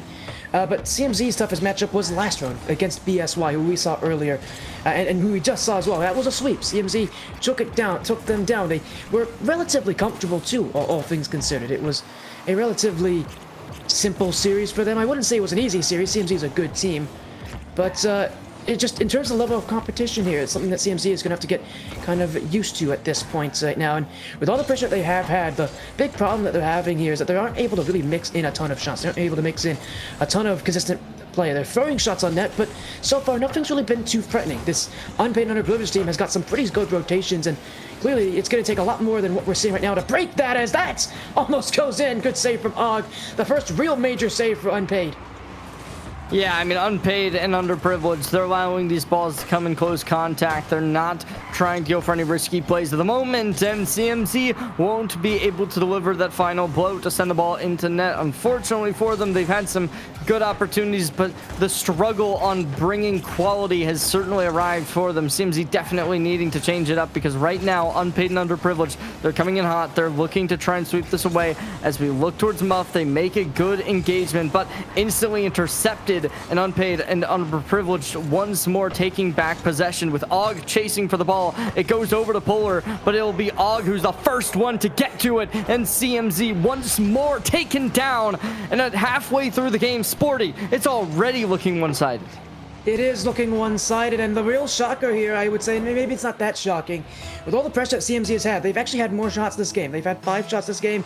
Unpaid and underprivileged, that was their 4th, and yet when we talk about shooting, it feels like it's the other way around. Unpaid and underprivileged have been the team who have had the better looks, and it's because they've been patient on offense. They haven't necessarily gone for things hoping it would work. They've gone for things knowing that it can work, as that's a great demo upfield.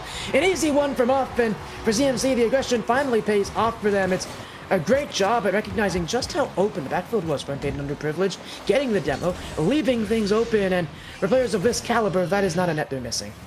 alleviating a lot of the pressure that unpaid and underprivileged were able to mount when they scored those first 2 goals. And with CMZ only 15 seconds into the kickoff, they're already taking themselves to new heights with another shot to Polar over to next. It is looking good. A lot of passes, a lot of disruption on the CMZ minds, but unfortunately it won't be able to get past to the goal as Polar intercepting once more. It's looking good, but unpaid and underprivileged once more won't be able to yield results. Yeah, they're not exactly looking all too nervous either, even though it's a 1-goal advantage for them, and only a 1-goal advantage. They don't feel too nervous here. Unpaid and underprivileged they fully believe they're going to get another good look eventually here. It just comes down to when they get it, and what the scoreline's going to look at that point. CMZ, you can tell, really trying to play aggressive, play with speed. It's something that you see a lot of these teams do at the rank level that they're at, is you try to play fast and you... But the difference, of course, at this, when you get to the kind of level that these players are at, is it comes down not to speed, but to quality. Earlier today, we've seen teams get outpaced. You're not going to see that so often here. You're going to see a lot more of, can you outplay your opponents? Can you outperform them? Something that we've seen, again, with the chances that underpaid and underprivileged have had. They've had the better looks, but it is close. CMZ, if they can just find a little bit more quality in their offense, this is a game that's not out of reach. Absolutely, and already we're seeing them on the ropes. Hits the car and they send them flying. And with that, the second player comes in swinging. CMZ once more creating an even dicier game at the 1-minute mark. Yeah, and Polar there was the one who initially had to play on the back line. He got taken out on the front post. That forces the player behind them to actually go down. I believe, I don't want to say who it was on the back line, but it forced that second defender to actually play a more a defensive positioning where they decide to play lower, knowing that those shots often go low. Players like to shoot low at this level because it's actually often really tough to save low shots in that position because players like to pre-jump. So they're trying to defend the lower part of the net in that position, and that's why that shot goes in from up. It's just such a good bump because it forces a unpaid underprivileged to make a decision, essentially make a move, and whenever a defense has to make a move first, it typically means they're leaving something open, and that's exactly what you see. CMZ already turning things around from 2 goals down, now tied at 2 each. And Sporty, you gotta wonder, are we seeing overtime in our first game? I mean, that would be an absolute miracle, one has to imagine, but already you might be right, pinching it against the top. It's already a nice rotation from unpaid and underprivileged, but it'll instantly get scooped away as CMZ makes a dash towards the goal line. A rapid progression ensues as unpaid and underprivileged unfortunately gets even dicier with a good save from Polar to not allow the rebound to come forth. They get another touch. Unfortunately, overtime, all that they'll find. Yeah, I'm going to say this unpaid underprivileged got a bit fortunate there. They left their net wide open in that final play. They'll be very happy that CMZ didn't put the ball on target, because if they did, that's going in. There's no one there to save it, and it's a game just like that. CMZ have done a really good job at, as I said, increasing quality, but there's no quality there. 3-on-1. Og is chasing. Polar's shooting, and Zolfi will be there for the block. CMZ have had a couple overcommits this game where they sent 2 players up and got caught doing so. They're putting a lot of stress on whoever's last back to play a slow defensive game, one where you slow down the offense of unpaid underprivileged on these counterattacks. So going to come down to what breaks through first, the demos or the overcommits here from CMZ. It's really all up to them at this point. This game has kind of been in their control, and now up to their decision on how they decide to proceed. Oh yeah, nice shots coming through once more as Polar starting to get interested towards the goal, and as CMZ once more reclaiming the ball, Og comes in close proximity. Still though backing up, playing disciplined, and as they hit the midfield, it's a pass to Polar, who will now try to make a mad dash over towards the goal line, but the pass comes in. Looks like they might have been a little bit uncalibrated. It gives CMZ even more leeway. It's a very patient game right now from unpaid and underprivileged. Just stealing the boost right now, slowly but surely, taking away the life of CMZ. It's a game though that if they lose in this midfield, they got to go through that work all over again. So it's a very slow progression on offense for unpaid and underprivileged. They're not a team that's exactly really willing to jump in and make their opportunities. They're sort of waiting for their opportunities to make themselves. But the way they're playing right now, it's going to take a long time before they get a goal. They're giving CMZ the prospect of time, and they're going to give him a goal here. It's a hat trick for Muff. CMZ have made a complete turnaround in game 1, and it is the underdogs with a strong start against the unpaid and unprivileged side. You say the underdogs, but there were no underdogs in that game to me, Sporty. There was one underdog, and his name was Muff. I mean, 3 goals. Absurdity. I mean, you gotta look at that. 3 goals, 3 saves, 6 shots. Just in general, the stat line, absurd for Muff. Yeah, and the big difference for CMZ to the halfway point of that game was quality. Their offense just had more quality looks at the end of it. They were better at taking their chances and realizing when it would be good, when it wouldn't be. I think early on, they were testing the waters, kind of seeing what would work, what would favor them. By the end of this game, you saw them take it, and they capitalized heavily on an unpaid, underprivileged side that was very slow on their offense, even in overtime, where you expect teams to have a bit more of a sense of urgency. We didn't see that. It looked calm from them, and that's usually a good thing. But when you're not converting, it looks slow and it looks sloppy. And unpaid and underprivileged definitely got caught playing a bit too slowly. They're going to need some urgency going into this next game right now. Because simply put, this CMZ team is playing with pace, is playing with some quality opportunities. And for unpaid and underprivileged, their goals are not coming fast enough for them. They've got to find a way to turn up that offense, turn up what they can do upfield, and really, again, just increase that urgency. Maybe not play nearly so casually. They're really in tune in the first half of the game. In the first 2 minutes and 30 seconds, we saw them with a 2-goal advantage. And then from there on out, it was just Muff who came online. Instantly, though, unpaid and underprivileged, looking to try and get back. Unfortunately, it's a little bit too late. What is this? Muff instantly just... I don't even know what to say, Sporty. That you can't be missing those. No, he did. He just ran into the post. He felt the pressure behind him. Here's another chance, though. No missing that one. Well, 2-on-1 the other way. We haven't seen unpaid and underprivileged really look all that heavy on their overcommits. They've done well to hold their rotation, but a miss from Og. And an immediate turnaround from Cat. That is an immediate turnaround right there. Right after the pass connects, he knows immediately where the last defender is and forces them to jump. CMZ, roll it underneath. It's a 1-0 lead already, and we may be talking about a world where it is Cat, Muff, and Zolfi in the grand finals. They're 4.5 minutes away. There's still a lot of work to do. This 1-goal lead I don't think is going to hold forever, but at least for now, they've planted the seed of advancing to the last match of the night. I mean, so far, it's looking a little bit rough from them, but at the moment, it's seemingly, not necessary save, but the game possession for the time being. Demo comes through, forcing them into a 2v3 position, but it's still just going to be unpaid and underprivileged on the back foot once more, and Cat coming in from up high. It's a crazy turnaround in game 2. I mean, it's just perfect. Look at this. Cat's up to the ceiling, and you know what is crazy enough about that is that I think Og knew, but he knew a little too late what Cat was doing there. Still, it's CMZ. I mean, they look like they're having fun right now. This looks like a team that's just enjoying themselves. That's crazy to say. It's an upper finals, and these are some good teams. This is not a match I would have expected to be one-sided by any means. I would not have expected this match to be where one team kind of got comfortable. And we're seeing that with CMZ right now. They look even better than they did last game. Maybe they just had a slow start, but ever since the midpoint of game 1, they have been the far better team just in what they're willing to bring, and they're going to look for another one. Polar's got to reach back for this. He'll get there in time. Og will try to slow things down, but right now, it is CMZ who hold the cards.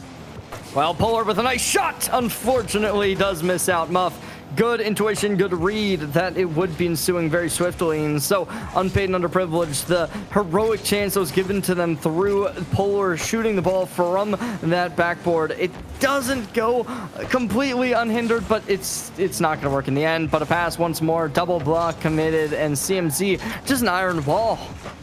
Yeah, it is. I wouldn't even call it an iron wall. I would just say a team that's playing a whole lot better of a game plan right now. As a big bump in the midfield. It's a goal for Muff. Interestingly enough, his first goal of this game. He had all 3 last game. He's now only just scored, and another bump to create it from Zolfi. And now we gotta talk about unpaid and underprivileged in this game. I mean, CMZ's playing quality. You can absolutely say that, but for unpaid and underprivileged, Church, I don't know if you're seeing the same thing I am. It just feels like again, it feels like a relaxed team. It feels like one that came in underprepared, I would say, for a match like this. One that maybe took this match for granted. And just seeing a team that feels a little bit more relaxed, all things considered. They need goals. They'll need that from Polar. They're going to need more than just that, though. I mean, yeah, they mainly lost their identity. And even with this last goal, this doesn't really fill me with a whole lot of confidence, right? You look towards what happened, both Cat and Muff just lost off mechanics alone, right? They were barely unable to detect that ball and take it out of play. And so unpaid and underprivileged, yes, they were able to find a solo goal from the star Polar, who also found a goal in the last game, but of course, that's not enough to nearly be satisfied with this game. If you're unpaid and underprivileged, you need to completely turn this around and then win another game afterwards. Yeah, I mean, right now they're not thinking about game 3. They're not even thinking about that prospect. It's just get a win here, stay in this series, stay competitive. That's the question that I'm sure they'll be asking themselves. And you said it, a goal will not be satisfactory. They're going to need 2 more, and they're going to need to start working soon. Double commit here for CMZ might give them an opportunity. Polar leaves for Og. Og will hold on to this one, but no one there. It's straight to Cat, and he's going to look for Ned, and it just feels like there's this lack of cohesion for unpaid underprivileged, which is interesting because if I'm not wrong, Polar and Next, they're both out of Cumberland University. They're collegiate teammates. I mean, in fact, they're third Nightja also in this tournament. So these guys know each other. They're teammates. They're well connected. They have that built-in chemistry from all their collegiate matches. You're just not seeing that full connection. It just feels like this team is 3 individuals right now and not a full working roster. Oh yeah, and Next instantly going to be changing up the tone now. Only a 1-goal deficit. Unpaid and underprivileged, certainly not out of contention, but it is, as you had mentioned, right? We kind of were expecting this level of play coming into this as a group of players who aren't a pickup team, aren't players who've been playing together for just a couple months maybe, but they have been in the collegiate space together for quite some time. So for CMZ to have such a good showing against them, it certainly does question maybe CMZ is going to be a big contender for that grand finals. Yeah, of course. Reminder, think about the points as well. You know, think about the championship at the end of the season. That's something that these teams can also look forward towards. But for now, it's unpaid and underprivileged. You might be trying to make me eat my words earlier about how they didn't have cohesion. They're only 1 goal away from coming back, and they've got the offense. It's Next, taken away by Muff. A bit of panic right now for CMZ, who do not look very comfortable with this 1-goal lead. It's Muff again.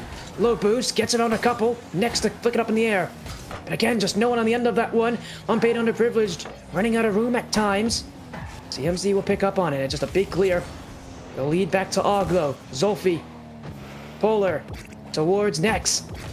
The 2 Europeans trying to link up for a little moment. It will be pinched away as Mupp will take it back. And he'll just look to waste some seconds here. There's only 30 left in this game, so time running out for unpaid and underprivileged to just force out overtime. Cat. Og. To Polar. Zolfi is there for the block. It will be Next to follow. Muff. Still Muff. Polar's got to get up to this one. He will do so, but only to stall for a moment. It's down the field again. It's Polar, a double commit here for unpaid. They're going to be slow to get downfield, and Next has got to waste some time. He won't do that. He'll give it away to Muff. And right now, CMZ just holding onto the ball, holding on to the game. They just need to let this ball hit the ground. One last chance. Polar and Next on target, off the bar, and it's on the floor. CMZ very nearly gave it away, but it will be their series and their grand final spot secured. A crazy win in the upper finals from CMZ, barely unable to make a miracle happen past the 0-second mark. And Sporty, that was an absolute insane match. You gotta imagine these players are all gonna be at least happy with the results if you're on CMZ. I'm sure that on the other side of things, they can't be too devastated as they do still have the lower bracket play and they do have a very close game ahead of them. But yeah, that was rough. That has to be rough on the players. I mean, a 2-0 can't be the ideal game plan, and so unpaid and underprivileged, they're going to go down to the lower bracket. They have to play against either SBK or Kazakami. Wow, that's a tongue twister for you, but of course they've already had these matchups before, right? Of course, SBK, they didn't actually no, they have played both of these teams before. Never mind. SBK, they beat 2-1. Kazakami, they've beat 2-1. Both of these teams have had that loss to unpaid and underprivileged. So if I'm unpaid and underprivileged, I'm thinking, yeah, this should be a walk in the park. I mean, I wouldn't call it that. They know. I mean, if they know these players on this on these teams, and they know that these are both 2 good teams. I wouldn't call it a walk in the park for them. I would say though, it's a match you'd expect them to win, considering what we've seen already. They have some history on their side here. Speaking of history, though, if we can we bring up the points rankings right now before we go to break, real quick, just to remind people of what's at stake. Of course, $100 up for stake, as courtesy of our sponsors here today, as well, including League Trolley. But what's also at stake is points. In only a few weeks' time, we're gonna have our championship, a $500 prize pool. Tarnished may lead, SBK may have second, but the winner of this tournament, by the way, gets 40 points. Now we're guaranteed to have a new. We're not guaranteed to have a new winner, but if SBK loses, we are guaranteed to have a new winner, a new team that wins. So, winner gets 40 points. That will, in theory, push you up to third at best. I mean, at worst, you're almost certainly in the top 6, at least in standings. So, with the fact that the Minions shebang haven't played, I think placeholder are playing this tournament, but I don't think they made top 8. So there's a lot of points are at stake, and there's spots in the top 6, that make it to the championship by invitational as well. So there's a lot at stake here. Those points matter, Cherry J. And while the money obviously is what these players might be thinking about, those points matter too, because that can lead you into the championship for even more prize money to be won and even more glory to be had. That's something that you can't forget about in this event. Oh yeah, I mean, this has been such a big event, such a good turnout, and of course there is still even more to be played, and we actually did get the result. Kazekami will be playing in that lower bracket final, so unpaid and underprivileged. They beat him once, will they be able to beat him again? Of course, this is still a best of 3 format, so Sporty, thoughts from you here. Since it's a best of 3, not a best of 5, not a best of 1, who does this maybe favor in your mind? I mean, you would say it would favor unpaid and underprivileged because they beat them before. They did just come off a pretty tough loss to CMZ. I would assume that they would use the experience they've had before to take on, Kazekami, a team that they beat not too long ago. But we'll, of course, get an answer to that pretty soon. We're going to go to a quick break. When we come back, I think, Cherry J, we're going to discuss this even more on who this match favors. Because on one hand, you got the momentum for Kazekami. On the other hand, you got the history favoring unpaid and underprivileged. We're taking a break. When we come back, we'll get into this lower final and see who will take on CMZ. This is trophi.ai. Welcome back to Nameless Rocket Rush. The Lure Finals is here. And we're about to send one of our top teams out of the tournament here. It's Kazekami versus Unpaid and Underprivileged. And yes, this is a rematch from earlier in the bracket. We didn't get to see that match. We'll blame our production and Nick NCS on that, but we didn't get to see that match. But it was a 3-game series earlier as well. So Unpaid and Unprivileged did win that matchup. And Cherry J, while we were on break, we did promise you all that while we were going on break, we would talk about this match and who would be favored, who would have the advantage. Of course, I talked about momentum in favor of Kazekami. They've had quite the lower bracket run here, but Unpaid and Underprivileged have the history behind them. I think I favor Unpaid and Underprivileged just from history. Of course, I was wrong in the upper finals, so maybe my predictions are all going to be wrong today. But what do you think? What do you think is going to be the bigger power up here? Is it going to be momentum or is it going to be history? I mean, you look at these two teams on paper, it certainly seems like Kazekami should be favored, right? Nightya, Kevin, Scythe, 3 players who have had historic runs in every big tournament ever. I mean, just the other week or something, Nightya came top 16 in RLCS ones. Like, there's so much behind these players. I feel like Kazekami has to be favored. Yeah, he said it as well. Well, these are some good players. And if you want to be good enough to play in a tournament and maybe make it as far as some of these players are, then you might need some help with a little bit of our sponsor in trophi.ai. Of course, we're nearing the end of Season 2. If you want to improve, if you want to be able to improve, Trophi.ai can help you here, an AI coaching platform endorsed by NRG Esports. They're not endorsed by NRG Esports, they're endorsed by NRG Esports, of course. And again, they can help you improve on your gameplay, kind of tell you what's happening, kind of tweak your playstyle a little bit, and help you to maybe where you can reach a level where you could be on stream like everybody else who has been on stream so far today as well. So, and if that doesn't convince you, listen to this. Nameless, if you use code Nameless, it's 12% off. So that's another reason that you should use trophi.ai, our sponsor here for Season 2 of the Rocket Rush. But I think our players here in our match are getting a little antsy, Cherry J. So I guess before we go in, is there any player here, I guess while we go in, is there any play here that that you really think we should focus on as the player to watch out for? The player that is going to be the difference maker in this series, whether it be good or bad?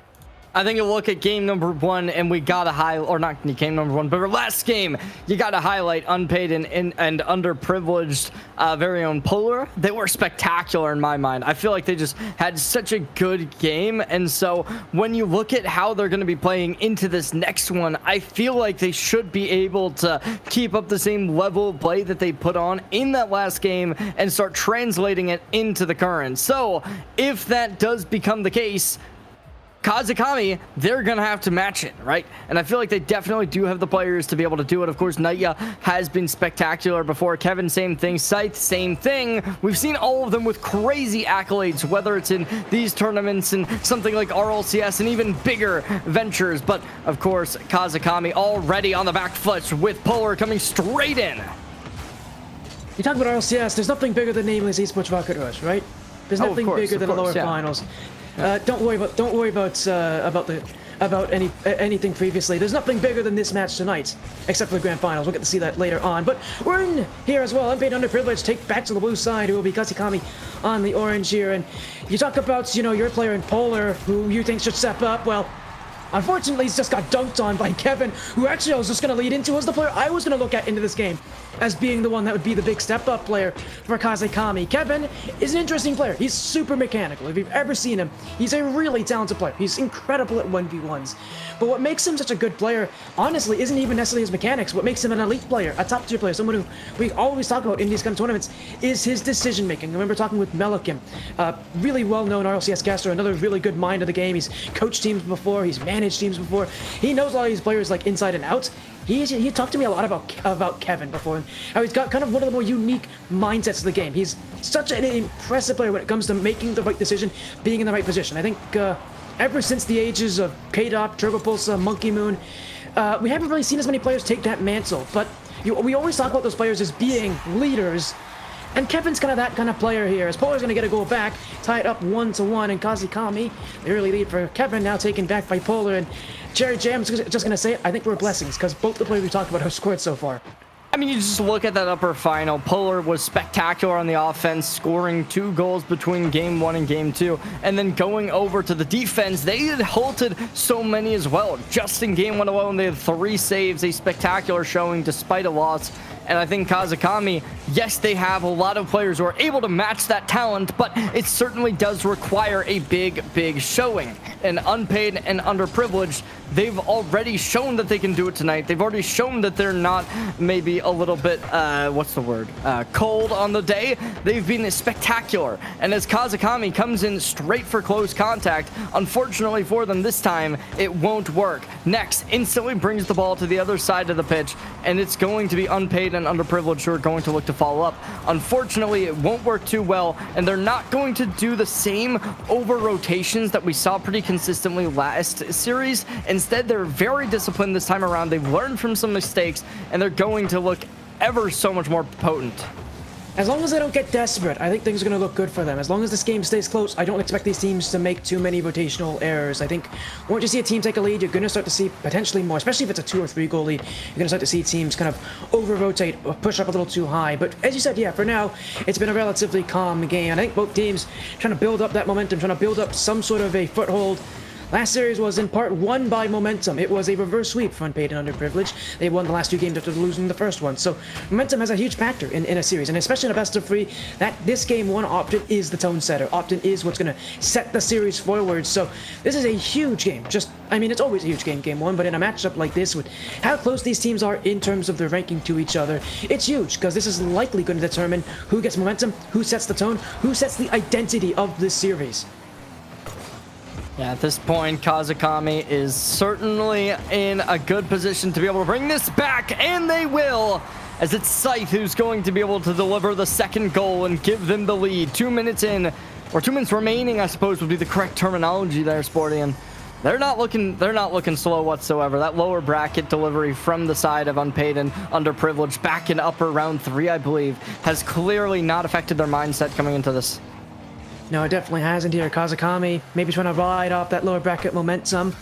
This game, though, probably hasn't gone exactly to their liking. It's, I think, a bit too close for what they want, but they'll have to be willing to take these kind of close battles. I think from here on out tonight, we're expecting close and difficult games. Next to clear will be Nightja back in. Kazekami's done a really good job at winning this ball, and a team that I think initially was kind of a bit was a bit laxed against CMZ and unpaid underprivileged. They've got to find some energy. It feels like it's like they're tired. It feels like a kind of a, I don't know why I'm saying it that way, because these players are so fast, they're so good, but it definitely feels like it's a game that just doesn't have the energy in it. It kind of feels a bit sluggish to me from unpaid underprivileged, and I don't know if that's the loss speaking or if they just don't feel that energetic right now, but they've got to find some energy. They've got to find some willpower to put them back in this game, because they've only got 3 shots this game. Their offense really hasn't had too much time to even speak, nonetheless get chances to go, and the way that things are going right now, they're sort of just allowing Kamikaze to live in their half. Yeah, I mean, they've already built some shelters, taken a bath maybe, and underpaid and underprivileged. They haven't forced them out of the home. They got the squatters ratting in the basement, and Kazakami, they're looking to stay there. Polar finally going to look to shut the door, and it's not going to work for too long, as it's Scythe coming straight through, and with the entirety of the team in close proximity. Kazakami definitely has a good stranglehold, and it's Nightya who will be the, on paper, final delivery. But am I crazy in saying that was an own goal? We'll take a look at it here. Oh, no, it was not. No, it just went right over. No. It just flew right over Nexi. I don't think he would have cared if it was an own goal or not, though. Next, he's jumping in to make that save, but it will go in nonetheless. And Kazakami with, I'm not going to say it's comfortable, but a pretty convincing game one look to them. Now, with the way that things are looking right now, unpaid and underprivileged are going to need to start taking chances. They're going to need to start being more overcommit heavy. What we saw at the end of last game in the last series was them taking chances, them pushing up and sort of throwing themselves out of position. Kevin's going to slow things down. And it will be Og, lifted up for Polar. Scythe to Nightya. Nightya to the clear. It's Nex who will wait. He'll take the ball up as well. Maybe a chance to score here. They got to get this one in. It'll be played in front of a miss there. Unpaid underprivileged had the chance. They will not be able to convert. And game one will fall to Kazakami. Unpaid underprivileged down one game in a match that they must win if they are to stay in the tournament and even get prize money. But there's one thing that favors them here, Cherry J. They've done it before. That? They've reverse swept this team before. They can do it again. Oh yeah, I think it's definitely possible, but you just look at how this game was played. Kazakami, 3 goals scored, and everyone able to get involved with each goal. I mean, I'm just saying, on paper, this looks spectacular. I think Kazakami, they have 3 players who are online right now. And unpaid and underprivileged, yes, they're looking good. Yes, they had a decent showing up in the upper finals, barely unable to scrape away either game 1 or game 2. But it just needs to look better than what we're seeing right now, because it's definitely a little bit on the bleak end of things. With 3 shots between 3 players. It's not ideal. You gotta imagine that there has to be some, I guess, question marks in the chat for them of how are we going to be able to bounce back into the series. Yeah, you talk about Polar being that leader. He's got a goal this game. He is a leader in that sense. Someone else has got to be there with him, by the way. So someone else has got to be able to step up and allow this offense of unpaid underprivileged to be a little bit more than one-dimensional. It just feels like there's not enough complexity in that offense. There's not enough going for them. There's not enough threats in the offense from unpaid underprivileged. It just feels like it's an empty question. We need to see them be a little more threatening. They're a team that's gotten this far for a reason. Now they're going to prove that they can get past this Kazakami team again for that very same reason. So we go into game 2 here. It's match point for Kazakami. They win this, they'll get their chance to play in the grand final. And for unpaid underprivileged, we need to see some life out of them. It's feasible for sure, but the issue in my mind is the fact that when you look at the last series, they certainly were a lot more hot, a lot more potent, a lot more powerful when it came to the first opening of the game. Once it came to the second half in the second game, it became a lot more desolate. They had a lot harder time. They're a team that certainly looks to be somebody who has an identity of starting to shift early into a high aggressive momentum, and then afterwards, that's when they start to put on the brakes, try to play it a little bit slower, try to maneuver it towards their favor, and it just doesn't work too well for them, especially now. Kazakami already looking to open up with a goal. Unfortunately, despite a massive player investment towards this upper side of the pitch, they won't be able to get any yielding results, and it just goes away from them. Oh, they're just trying to recreate game 1 right now, and that kind of squeeze they had on offense. They don't mind taking their time so long as they can just hold on to the ball upfield and sort of just not let unpaid underprivileged get chances. Nightja with 1 to beat. It's Nexi, former teammate of his. In fact, he is of course teammates before with Polar and Nex. Now a save from Kevin. He's still teammates of them, I guess, in a way, with Cumberland University. As Kevin will clear the ball away. Nex to stop. Nightja waiting. We'll take the challenge from Nex. Trying to get through Polar as well. Maybe an awkward situation to be in, knowing that Polar and Nex have a pretty good idea of his tendencies. Still, though, he's been able to break his way through, and for unpaid underprivileged, another heavy clear. Won't get very far. It's left up to Scythe. Scythe with the dribble. He's got Polar waiting. It will be Kevin in behind. Kevin, who is going to need to make something happen. An opening play. He's looking for Nightja, who didn't believe in him there. He'll not win the challenge either, an unpaid underprivileged. Haven't had to face too much this game. Still, they need some offense. They need some room upfield, and these heavy clears are not it. already. We have half the game played, and Kazakami is in a little bit of an aggressive stance once more. So many players pushed in, almost an open net. They're a little bit too wide on the shot, and Kazakami once more failing to get this one delivered.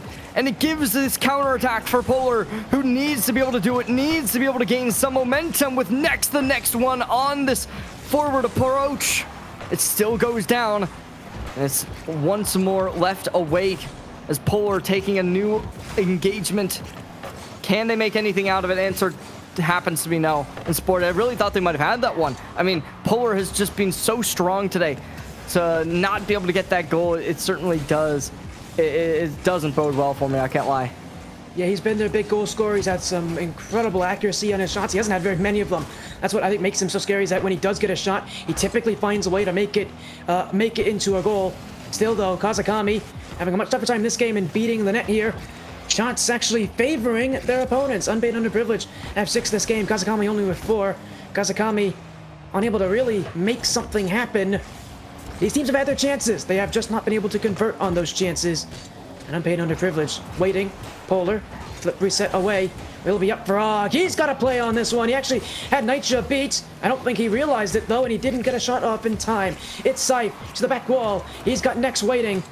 And he's got some support with his teammates, albeit that support won't matter as it's sent all the way back down the field. And Unpaid Underprivileged just kind of playing this dump and chase type game. Get the ball on the field, see if you can win it, and make something from there. Minute on the clock. Next needs to go huge here, and they will. Send it to the corner, get it past the next player. Pinches up to the ceiling to halt the momentum, unfortunately for them. And Kazakami once more sent back, looking to try and fight in the midfield. The preset for Scythe, second touch, nearly snuck into the top right corner. Will be Kevin, and it will be a play that will ultimately die out for Kazakami. Og doing a really good job at letting his teammates get some boost behind him. The support is there. Oh, the whiff is also from Kevin. Nightja, next. He's got Og waiting. He's looking for the pass as well. That one connects, but no real angle to shoot at. He'll instead play for an assist himself. Although, again, just a bit too slow. This isn't slow! Next has got to score there! He will! Unchallenged! It's Unpaid and Underprivileged. And next, the absolute hero this team needed, giving her real...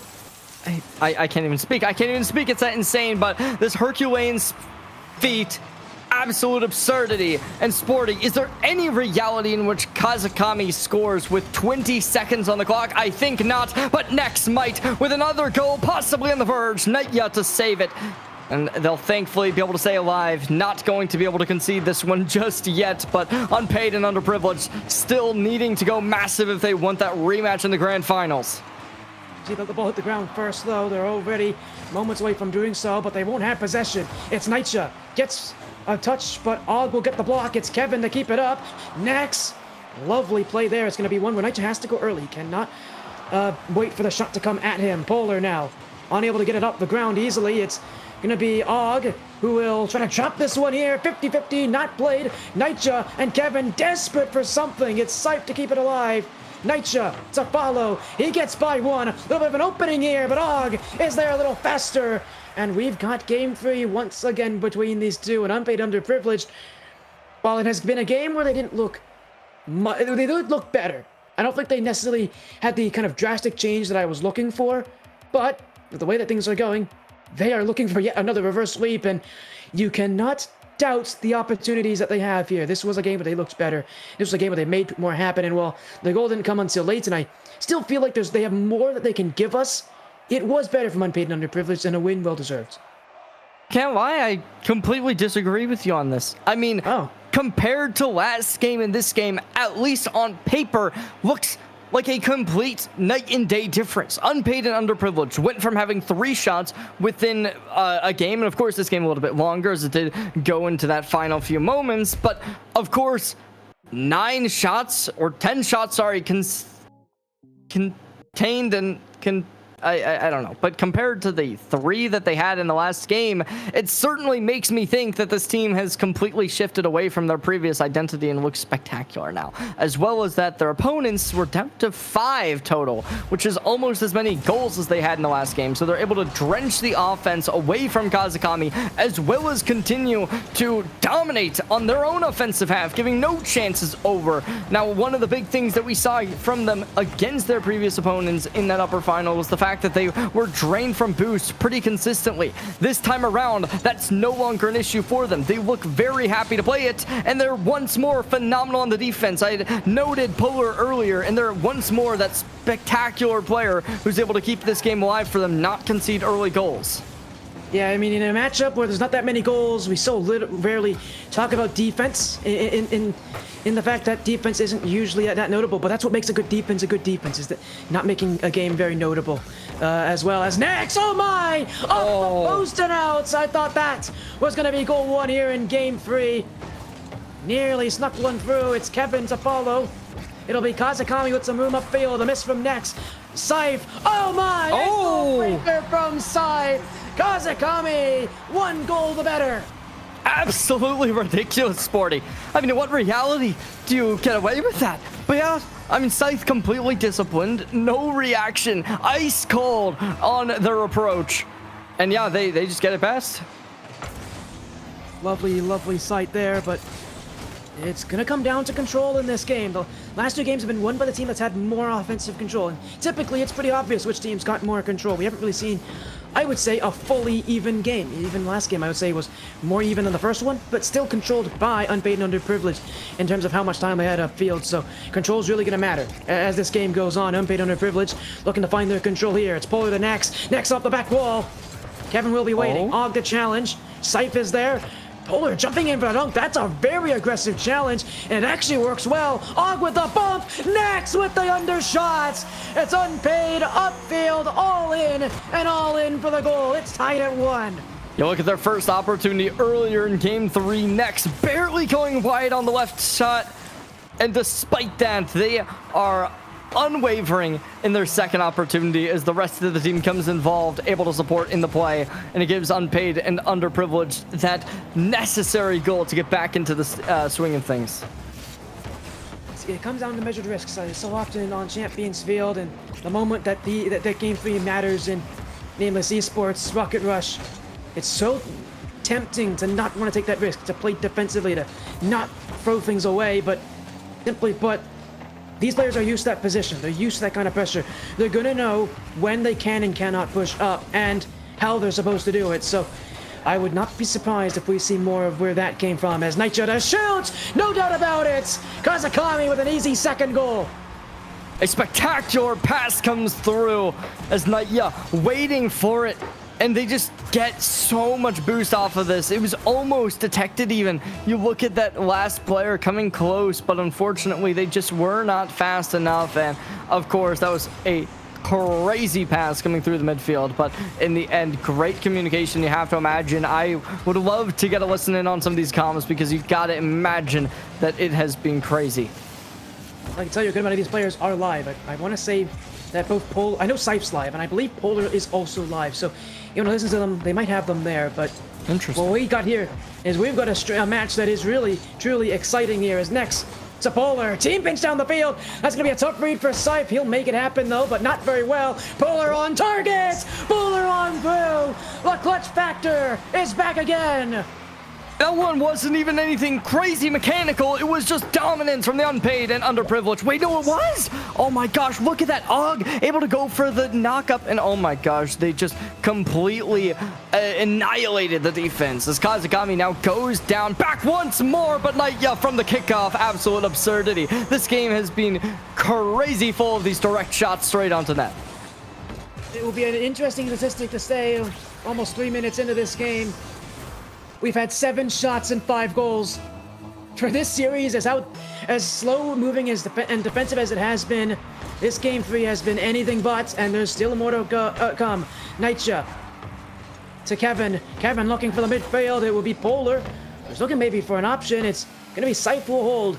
Nex waiting on the touch from Kevin, who I think we thought Nex was going to challenge initially there. It's a Bit of a high touch. Nitro will still jump in, but Unpaid Underprivileged should be able to win this ball away eventually. Og Mislow next on the challenge. It'll go all the way back to the top of the field. And it's the front bumper of Kevin. Polar gets rid of Seifitz. A lot of room to work with here for Og. He'll sacrifice his life. Polar up to Nex. I don't think Nex wanted that pass to be up so high, though. He had a great run up to it there. If the ball was on the floor, I think we're seeing a third goal right there for Unpaid Underprivileged. Yeah, this has just been such a fun game 3. You really wouldn't have expected anything less based on the quality of these teams and players, but as of now, once more, Unpaid and Underprivileged on the offense. Polar has been spectacular so far. They'll pass it over to Og, looking to try and make something happen. Kevin coming in close as they try and get physical with the ball. It goes down. Polar once more gets it past, and as they send it up, it goes to Nex, who needs to create some kind of chemical reaction with somebody involved, but Naya to steal it away, robbing them of these chances, and it goes back to the midfield. Og again, less than a minute to play now for Unpaid Underprivileged to stay in the tournament. They'll just need one good reason. Polar gonna be that reason. It'll be Og who finds his way through. He's gone past a couple players on that one, but it won't get past Kevin. Polar. Next, desperate times here for Unpaid Underprivileged. Og jumping in. 30 seconds to go now. Kazakami are just going to hold the ball upfield. They'd love to score, but they'd love to just win this game even more than that, and that time is ticking up the clock. Polar throws it at the nets. It's an easy one for Sipe to handle. He's got Og. He's got Og waiting. He's looking for the pass. Kevin, with the right positioning, will force Og out, and he'll go down the field. It's kept in the midfield for now, but Unpaid Underprivileged need this ball. Bit of a poor touch from Sipe, though. Will be Nitro to follow, though. It will be Kevin to end this game. If it hits the floor, it will. Kazakami have won in the rematch and will be going to the grand final.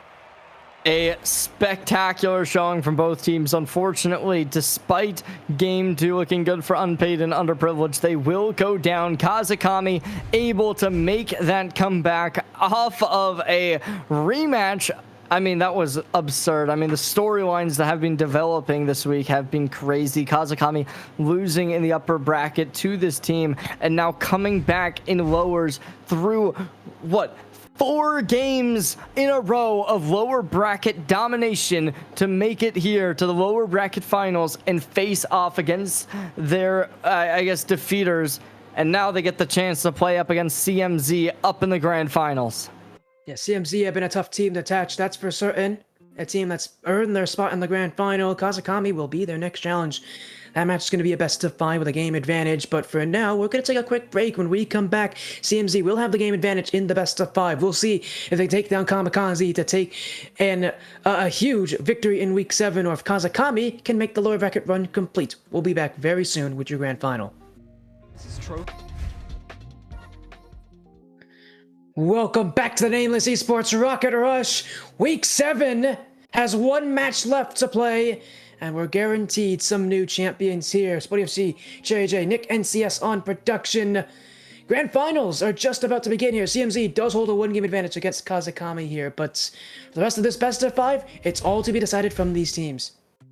Oh yeah, coming into this, we're really looking at this, expecting this to be a good matchup, and honestly, Sporty, I think it should be, right? CMZ, of course, came into that last game, took a 2-0, pretty dominant overall.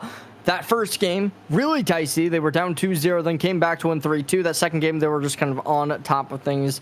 Made it a little bit close, but in the end, could not take a single game.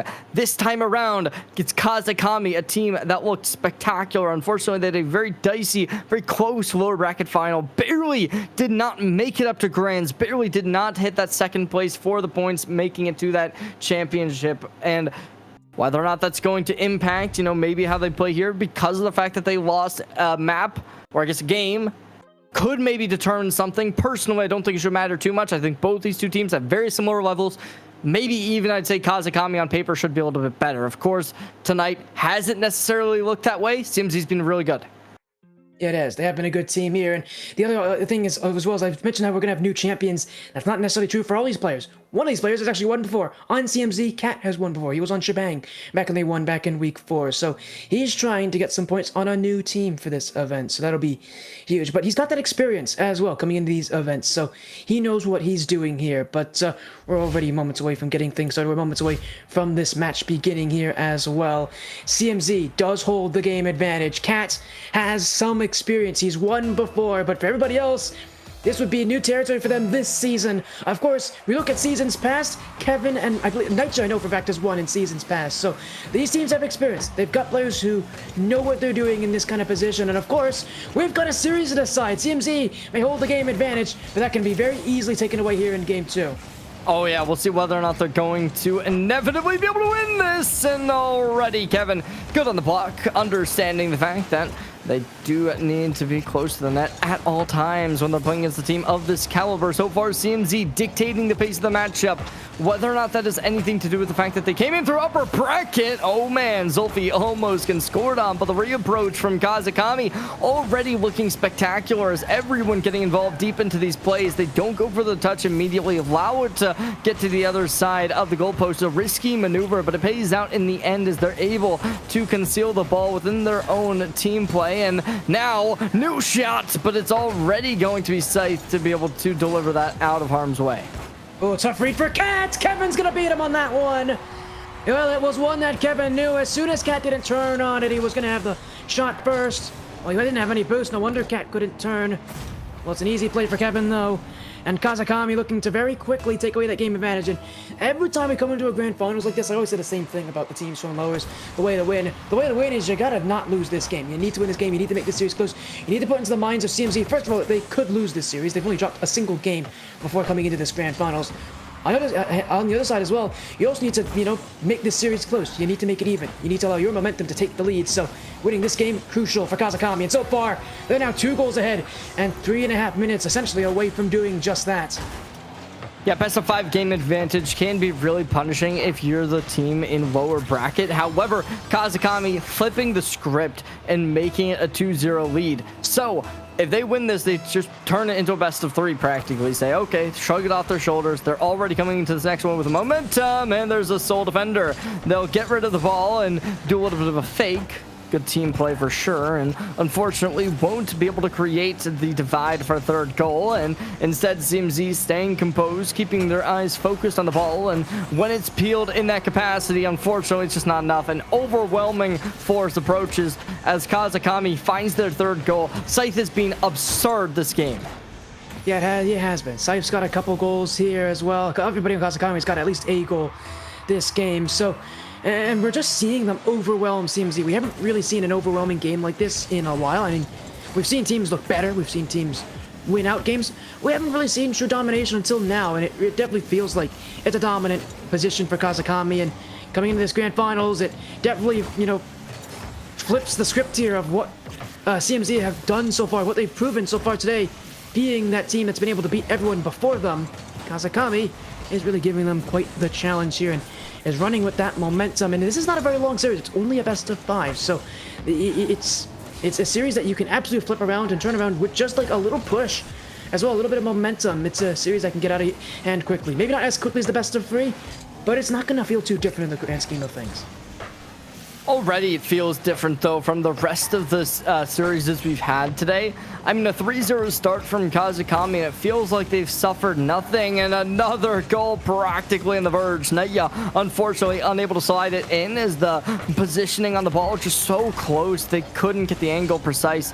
And Kazakami once more getting into a good position to be able to deliver even more dominance, but unfortunately it's not going to be found just yet. CMZ getting a little bit of a rotation with the ball in hand once more through the midfield. A rebound shot not to be created. Cat's gonna get this away up to Zulfi and through to Muff. They're going for the chance. Unfortunately, because of the amount of passing that they had to present, it does give time for rotations to be pulled. Yeah, it is. You said as well, a lot of passing in that play. Kazakami forced them to play heavy on the passing. And as a defender, you want opponents to pass as much as you can. I mean, it's pretty clear why you'd want it as well. The more that you have to do on offense, the more likely chance that you have of making a mistake. So that's something that you want to do. And of course, that's the risk that CMZ has had to play. They've had to play a much more difficult game. Whenever Kazakami's held them back, CMZ has had the luxury of being able to hold offense. This game, they have not. They have been absolutely beaten down, suffocated out of the play, and have had to just accept an onslaught from the Kazakami offense here. So it's been a game where it's been all Kazakami so far. CMZ hasn't scored yet. They haven't had much to really show for it. And it's Kazakami who, coming in this match, you may be surprised isn't the team from the upper bracket, but they're not. They're the team that needs to make up more ground. And well, right now this is about the best start we've seen from a lower bracket team in a grand finals that I can think of in Nameless Rocket Rush history. Already 50 seconds on the clock. CMZ seemingly having no opportunities given to them. They're constantly getting drowned out by the aggression of Kazakami.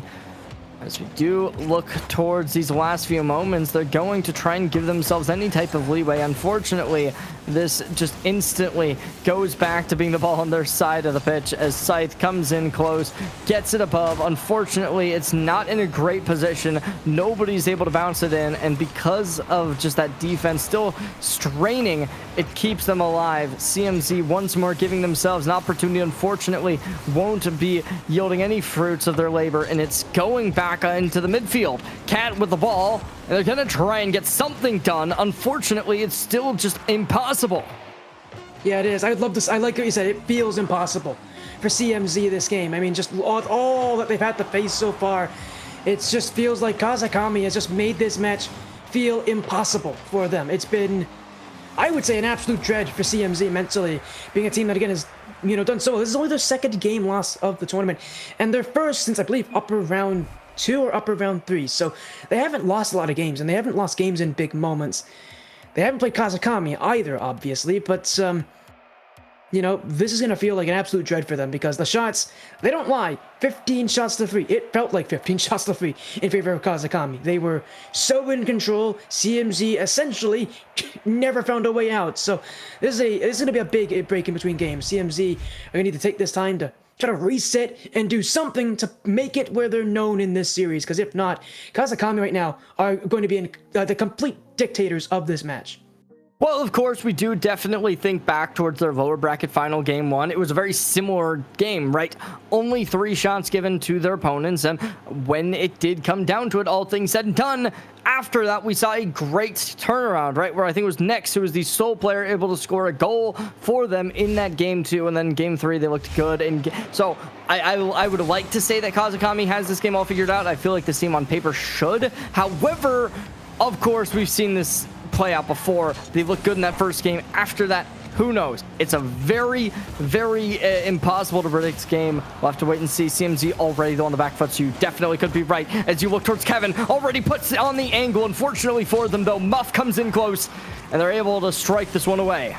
Yeah, beautiful read from Muff there, and for CMZ, they've got to play a quality game. That's something that they've done before! And they'll do it here! Ball spilled out in front, and Zophie the first one to it. You love this tenacity from Muff and Cat, just continually attacking the back wall. They know Scythe doesn't have a lot to work with. And they just kind of keep pressing the issue, keep asking questions, and eventually the ball left in front for Zophie, and he doesn't miss from there. CMZ with their first lead of the grand final. 2 moments into the game, and Kazakami already on the back foot. CMZ, for the first time in the series, have looked to dictate the pace in some capacity. And Kazakami, we'll see what the response does look like. But you had mentioned the fact that this little bit of timeout is going to feel extra long for the CMZ squad. Certainly seems like they were able to figure out everything in between. Off to the corner for Kazakami. They need to get this one out of their half right now, but it's CMZ holding them back, and the control now in favor of the team that won to the upper bracket. It's Muff who will go. Muff looking. He was instrumental in their last goal. He may not have been given an assist, but it was his play that started the offense. And his play that essentially allowed for his teammates to move in and take those chances. It'll be Cat now. Low on boost. Will not be able to get one by Nitya, and his teammates not really there with them. It's Nitya with a bump, with a pass to Scythe, and he won't miss. You give Scythe a chance to shoot with the quality that he can bring. It's not likely he's missing from that. And it's a similar tale as what we saw before, where they are such a good team and just strangling out boosts from their opponents. I think there's like one person on 12, one person on 20. The other had 70, but that's just not enough to have a singular player with some type of activity to work with. At this point, Kazakami, they're still looking good. They're keeping the game plan, and they're looking like a dominant force. They pinched the wall. Unfortunately, it's not going to have that second player able to get the follow-up in time, and so it just gets redirected straight towards the Kazakami side of things. With a good touch from Zolfi, hits it straight forward into the middle, and it's now kept up. They look to try and end this one right here after the fake, but it's just not enough. Kevin reads it like a book. Yeah, it is well read here, and Kazakami defense standing tall. We should really mention the defense and what it has done for these teams. It's part of the reason why this game is only 1-1. With all that we've seen, these teams look like they're interested. They want to make themselves interested. The fact that it's only 2 goals scored so far is a testament to how good these players are doing at shutting down the opportunities. These are players that are up here for a reason. They know how to put the ball in the net, and these are defenses that know how to stop teams short from that position. Still, next goal is going to be crucial. Someone's got to step up and take it, and right now CMZ looking to have one of their players be the difference maker. Oh yeah, I mean, as of now, Kazakami, they're on the defense, but they got a lot of players stacked up to try and hold this one out. Kevin going for the first touch, and they'll be able to intercept it, sending it to the corner, and now it goes straight down. A mad dash, but unfortunately Muff the first one to touch. Kazakami not going to be able to get that ball out of their own side of things, and it's been a little bit of a rough time for them, right? They're in a bad spot, and Cat from up high in the midfield. I mean, Sporty, that was absolutely ridiculous, the fact that the pressure finally makes some diamonds for the side of XCMZ. Yeah, I normally you don't try a shot from that distance because Sife's got you covered, but he saw it and he launched that too. He used the underside of his car, and it's a weird funky thing in Rocket League where if you can use the underside of your car and get a flip reset, you can kind of have that power on your shot from the front of your car. It's one of those weird funky things in Rocket League that you can have happen, but that was intentional from Cat. He knew he needed pace, and he got all of it behind that play. Unfortunately, he needs a save here. He won't get that. Saved away. Oh, Kevin missed. It was open for Kevin. He's been so critical today, but that's one that's got to go in the net. I mean, of course, you gotta imagine that having that faltering is gonna affect the mindset to an extent, but Kevin looking to try and end this one off early, cutting the lead in half, putting them back on equal footing as Muff tries to go for a little bit of a reapproach to get past the first. Unfortunately, the second still gonna be there. Kazakami once more giving themselves the opportunity, and it's once more Muff who's gonna be able to hold them off. Picture now on Kazakami, CMZ holding the lead. A much better game, and you said it. You called it correctly, JJ. It's a redemption game for CMZ, albeit that redemption still has to wait a minute, and they've got to play good defense until that point. Sight to clear it back. His teammate's not really there. It's a bit of a missed shot, though, and here goes Kevin. Look at all the room he's got, and Kevin 1-on-2. It's Cat who will be there first. Nightshow with the flip reset. He'll take the ball with him. Muff to win the challenge. Sight unable to get through either. CMZ just slowing them down with these 50-50 plays. Look at how far back they're sitting as well. They're not taking any chances. Just waiting for the 50-50 challenges. Letting Kazakami use their boost. Run out of resources. Here goes Kevin. This one lobbed towards the net. It's Nightshow! And it's tied at 2. A light pass for Kevin. A crucial touch for Nightshow. And CMZ knew nothing of it. I mean, CMZ with this goal advantage, it looked like they were going to be able to hold this one off guard, and unfortunately for them, maybe it's overzealousness. Never mind. Instantaneously, they make me eat my words, and despite Kazakami's heroic actions in these past few moments, they come out swinging, and you can see what happens here. They tried to hold this one off. They tried to keep it at bay, but unfortunately, they're too slow to the punch. All count the same. You won't care about how you get those goals, kickoff or not. What a big moment here for CMZ. And they're putting Kazakami right back in the same position they were just in. You need a goal late. You need someone to show up late. Well, it's Kevin who had the assist earlier, who made the play happen. Now it's Sife who'll need to find a way to get across the whole field. Cat is waiting. He is just watching like a hawk. It's going to be kept up by Sife. A heavy touch, though. Nightshow will be there. Sife. Nightshow Demo in middle, and that's gonna be over in game 3. Kevin was meant to be the option, but he was far removed, and CMZ are 1 win away from taking the tournament. Yeah, CMZ sealing the deal. Wow, I can't talk. Just a spectacular way to end it. CMZ, that final goal from Muff, absolutely what they needed. I don't think anyone will deny that. And Kazakami, unfortunately, unable to get to the kickoff in time to be able to put that one away and bring it to overtime. I mean, of course, they could have lost in overtime if they did end up leading to it, but that is just tragic. You got to imagine that they're going to be kicking themselves for that one. They're now down on match point despite a strong game 1, so we'll see whether or not they're going to be able to bounce back, bring us to game 5. Personally, I think it's pretty feasible, but I don't know, right? Oh, no, absolutely. I mean, with the team like Kazakami has, there's not one I think that will ever give up in games. If I know anything about Nitya and Kevin, they don't give up in matches. They never lose hope, even when things seem to be a bit dire for them here. But I was going to talk about Muff. Muff's been a really impressive player today. I really love what I've seen from Muff. He does so much of the dirty work. And I remember, back years ago, back when he was known as Muffinho, and he was a GC2 player. I remember even then, he was sort of the player that just kind of got things done. He didn't ever make things look pretty. He just got things done. He was a hard worker and someone who, again, just had the ability to just do, I'd say the dirty work, the stuff that doesn't get celebrated. He's done a lot of that so far today, but he's done it incredibly well. So watch Muff, watch the way he challenges, and watch the way that he doesn't really put himself out of position. He's going to just go in, do whatever he needs to do, get the job done, and allow his teammates to sort of succeed around him and essentially get all the praise, even if I think Muff deserves a lot of it for what he's done tonight. I mean, I think that you're really, you're hitting the hammer home with that one, because, yeah, CMZ especially, the Muff has just been so good. You really look at them. And they were the one to get the hat trick, right? In the last series that they played? Yeah, I mean, this has just been such a strong, phenomenal player overall. Kazakami, I mean, they're having a difficult time dealing with them. And I think we can both agree to that due to the fact that, I mean, they just found a goal off of the kickoff in that last game to bring them a win. Now, Demo converted, ball close to Kazakami's court. Unfortunately for CMZ, unable to convert it. Yeah, there's a chance the other way for Zolfi. Nitya knew it was going to be a threat. He played for the high 50-50 and played it correctly. CMZ nearly that close to taking a huge first goal, and a first goal that, if you're Kazakami, you cannot let CMZ have. You cannot let this team not only get the lead, but get momentum behind that lead, get themselves moving. Once one goal goes in, it feels like this team can add so much more to it. This is a big game for Kazakami. You want to be the team in control. You don't want to have it be a game where CMZ holds the pressure, holds the play in their hands. Got to get that first goal, and I think both these teams think the same thing. You can't let the other have that momentum on their side. We'll see who can turn things around for now. Everybody kind of sitting and waiting. Will be Cat. Challenged by Nitya. Now Scythe. Sophie got bumped. It's Scythe still. He's got to play. It's a big job up by Muff, who tackles him from behind.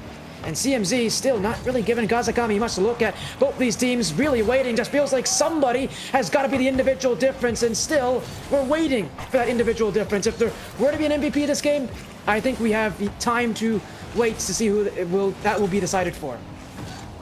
As of now, still Kazakami looking for an answer halfway through game 3. 4 technical if you include that bye, and it's CMZ who will look to slam the door on Kazakami. It's not pretty, and it works. That's sort of the mantra for Muff. He's got some great mechanics, but ultimately, if you got the goals, that's sort of, again, just the game he wants to play. CMZ now half the game away from taking the series, and Kazakami under some real threat here.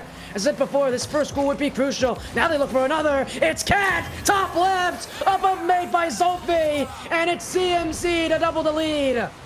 Despite an answer coming in from Kevin, it is still going to be Cat to take CMZ to an extra level and look to skyrocket themselves 3rd place in the Nameless Esports Rocket Rush Season 2 standings. I mean, 40 points for winning this, already an absurd amount, and they're going to look to just continue to reiterate the fact that they are going to be the champions. I mean, Kazakami, they need to score 3 goals in 2 minutes and 13 seconds just to bring it to overtime. Said it as well, they need to score a lot, they need to get a lot going. And more importantly, they need to do it soon. They only have for about 2 minutes to play this game, so time is not their friend anymore. So too is it could be the rest of this series. Cat's already won before. He'd love another one with what feels like an even better team under even tougher circumstances. He's got a net in front. He's going to go for the back post too. He's got Scythe watching. Muff now. Gonna play it out for Zolfi. It's Cat to wait, but will be Kazakami and Naicha. Cat, Demo and Zolfi, so room to work here. Goal needed at this point for someone. It's Kevin. It's Zolfi taken away, but not before he makes the block. And while CMZ are not exactly playing a very convincing game right now, at the very least, the ball's out of the net. That's all that matters. It's certainly not the worst case scenario, but Kazakami, I think that we realize the fact that they need more than just to play well. They need to become extraordinary very fast. And unfortunately, I don't think a masterclass performance is going to be on the ropes for them just yet. It's just been rough, right? And even so far, CMZ still on the verge of scoring another goal. Yeah, you said it as well. CMZ, I mean, if they can get another goal here, you think that just ends this game once and for all. I mean, they've already got control. There's only a minute to be played. Still, Kazakami has not been able to chip away at that lead that CMZ hold in a crucial match point decision. It's Naicha for one. It's Naicha to Scythe, and he's put it wide of the net. He'll try another one. A desperate move for Kevin. Scythe to turn on this. He'll find Naicha. Naicha to the back wall. It's Kevin. It's one goal. It's saved away by Cat. Nothing is getting through that blue wall. CMZ hold again. And that might just be it. I mean, CMZ, they've less than half a minute on the clock. And with the lead given to them, Kazakami, very rough stance to take.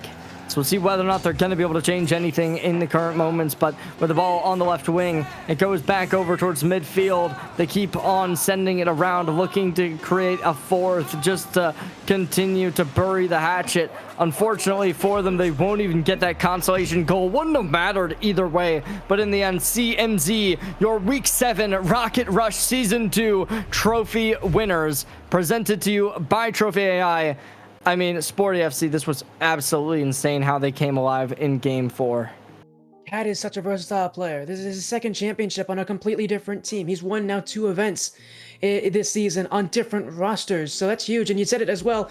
This is monumental. CMZ now, I believe you said it as well, and I believe you are right, that they have now pole vaulted themselves up to 3rd place in the standings. So they've jumped all the way up there. They're a team now that's well in the middle of a race for an automatic spot at the championship at the end of this season. Kazakami, obviously, not too far behind themselves. But ultimately, CMZ, what a day for them. Cats, Muff, Zolfi, exceptional performance. They really wanted that win, and they proved it too. The quality they brought, I think that was something that we saw them struggle with in their upper final at time. The quality that they can bring, though, it's unmatched with anybody else they've played against here. They've had to go against the gauntlet. They've had some real tough opponents. I think the 2 best teams in this tournament by ranking, they had to play against them. Kazakami as well as unpaid and underprivileged. They beat both of them just by the quality of their play and by the strength of their roster. So for CMZ, they went through quite the tough bracket. This is the most stacked tournament we've had all season. And I think they're going to be very proud with themselves because this is a win that is against some very tough competition. These are the kind of teams we'll play against in the championship. Oh, yeah. I mean, I could definitely see them coming back. I think Kazakami looked good enough to be a future winner if they do end up coming back for Week 8, Week 9, maybe make it to the championship, of course, with the, was it like 20 points you get for 2nd place? Like, I think there's It's 30. 30, yes. So it's very reasonable to be expecting them to be close to qualification, but I don't know, right? I mean, there's just so many more teams that to the point where, like, that already, I guess, advantage you're going to be going up against with people who've been playing so far. It's possible, yes, but do you see it happening?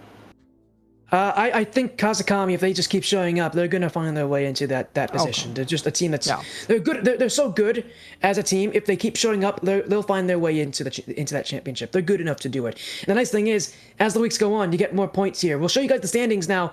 As again, remind you of everything that's happened before today. Remind that these standings are gonna be updated and changed by the end of the night for CMZ and Kazakami, both trying to kind of claim their spots in the top 6. Again, that's the top 6 that automatically make it to the championship. With 30 points, Kazakami is also within the top 6. They're also battling. They've just surpassed the Minions. So I believe it is number 3 spot is for CMZ. Houston Spartans are obviously still at number 4, have dropped down to number 4, but it's Kazakami that I believe are now at number 5. So they themselves trying to fight for a spot. And of course, we can't forget about, unpaid, underprivileged. They may have had a 3rd place finish. That's still 20 points, so they're well within the battle as well. There's a lot still to play for. And of course, the championship, that's only a few weeks away. So these last couple weeks matter because the points do increment and get larger the further we go through this season. These events, in theory, get more and more high pressure. But Jerry J, that ends tonight here. We'll be back next Saturday with week 8 of the Nameless Esports Rocket Rush. Again, a big thank you to our sponsor, trophi.ai. Again, use code NAMELESS for 12% off of your coaching. Jerry J, Nick NCS on production. I'm Sporty FC. Thank you so much from Nameless Esports to all of you. Thank you so much for watching. Have an amazing rest of your night. We'll see you again next Saturday when week 8 of the Rocket Rush continues. The qualifiers are nearly over, and that means spots are closing up. We'll see you next week as the tension gets even higher.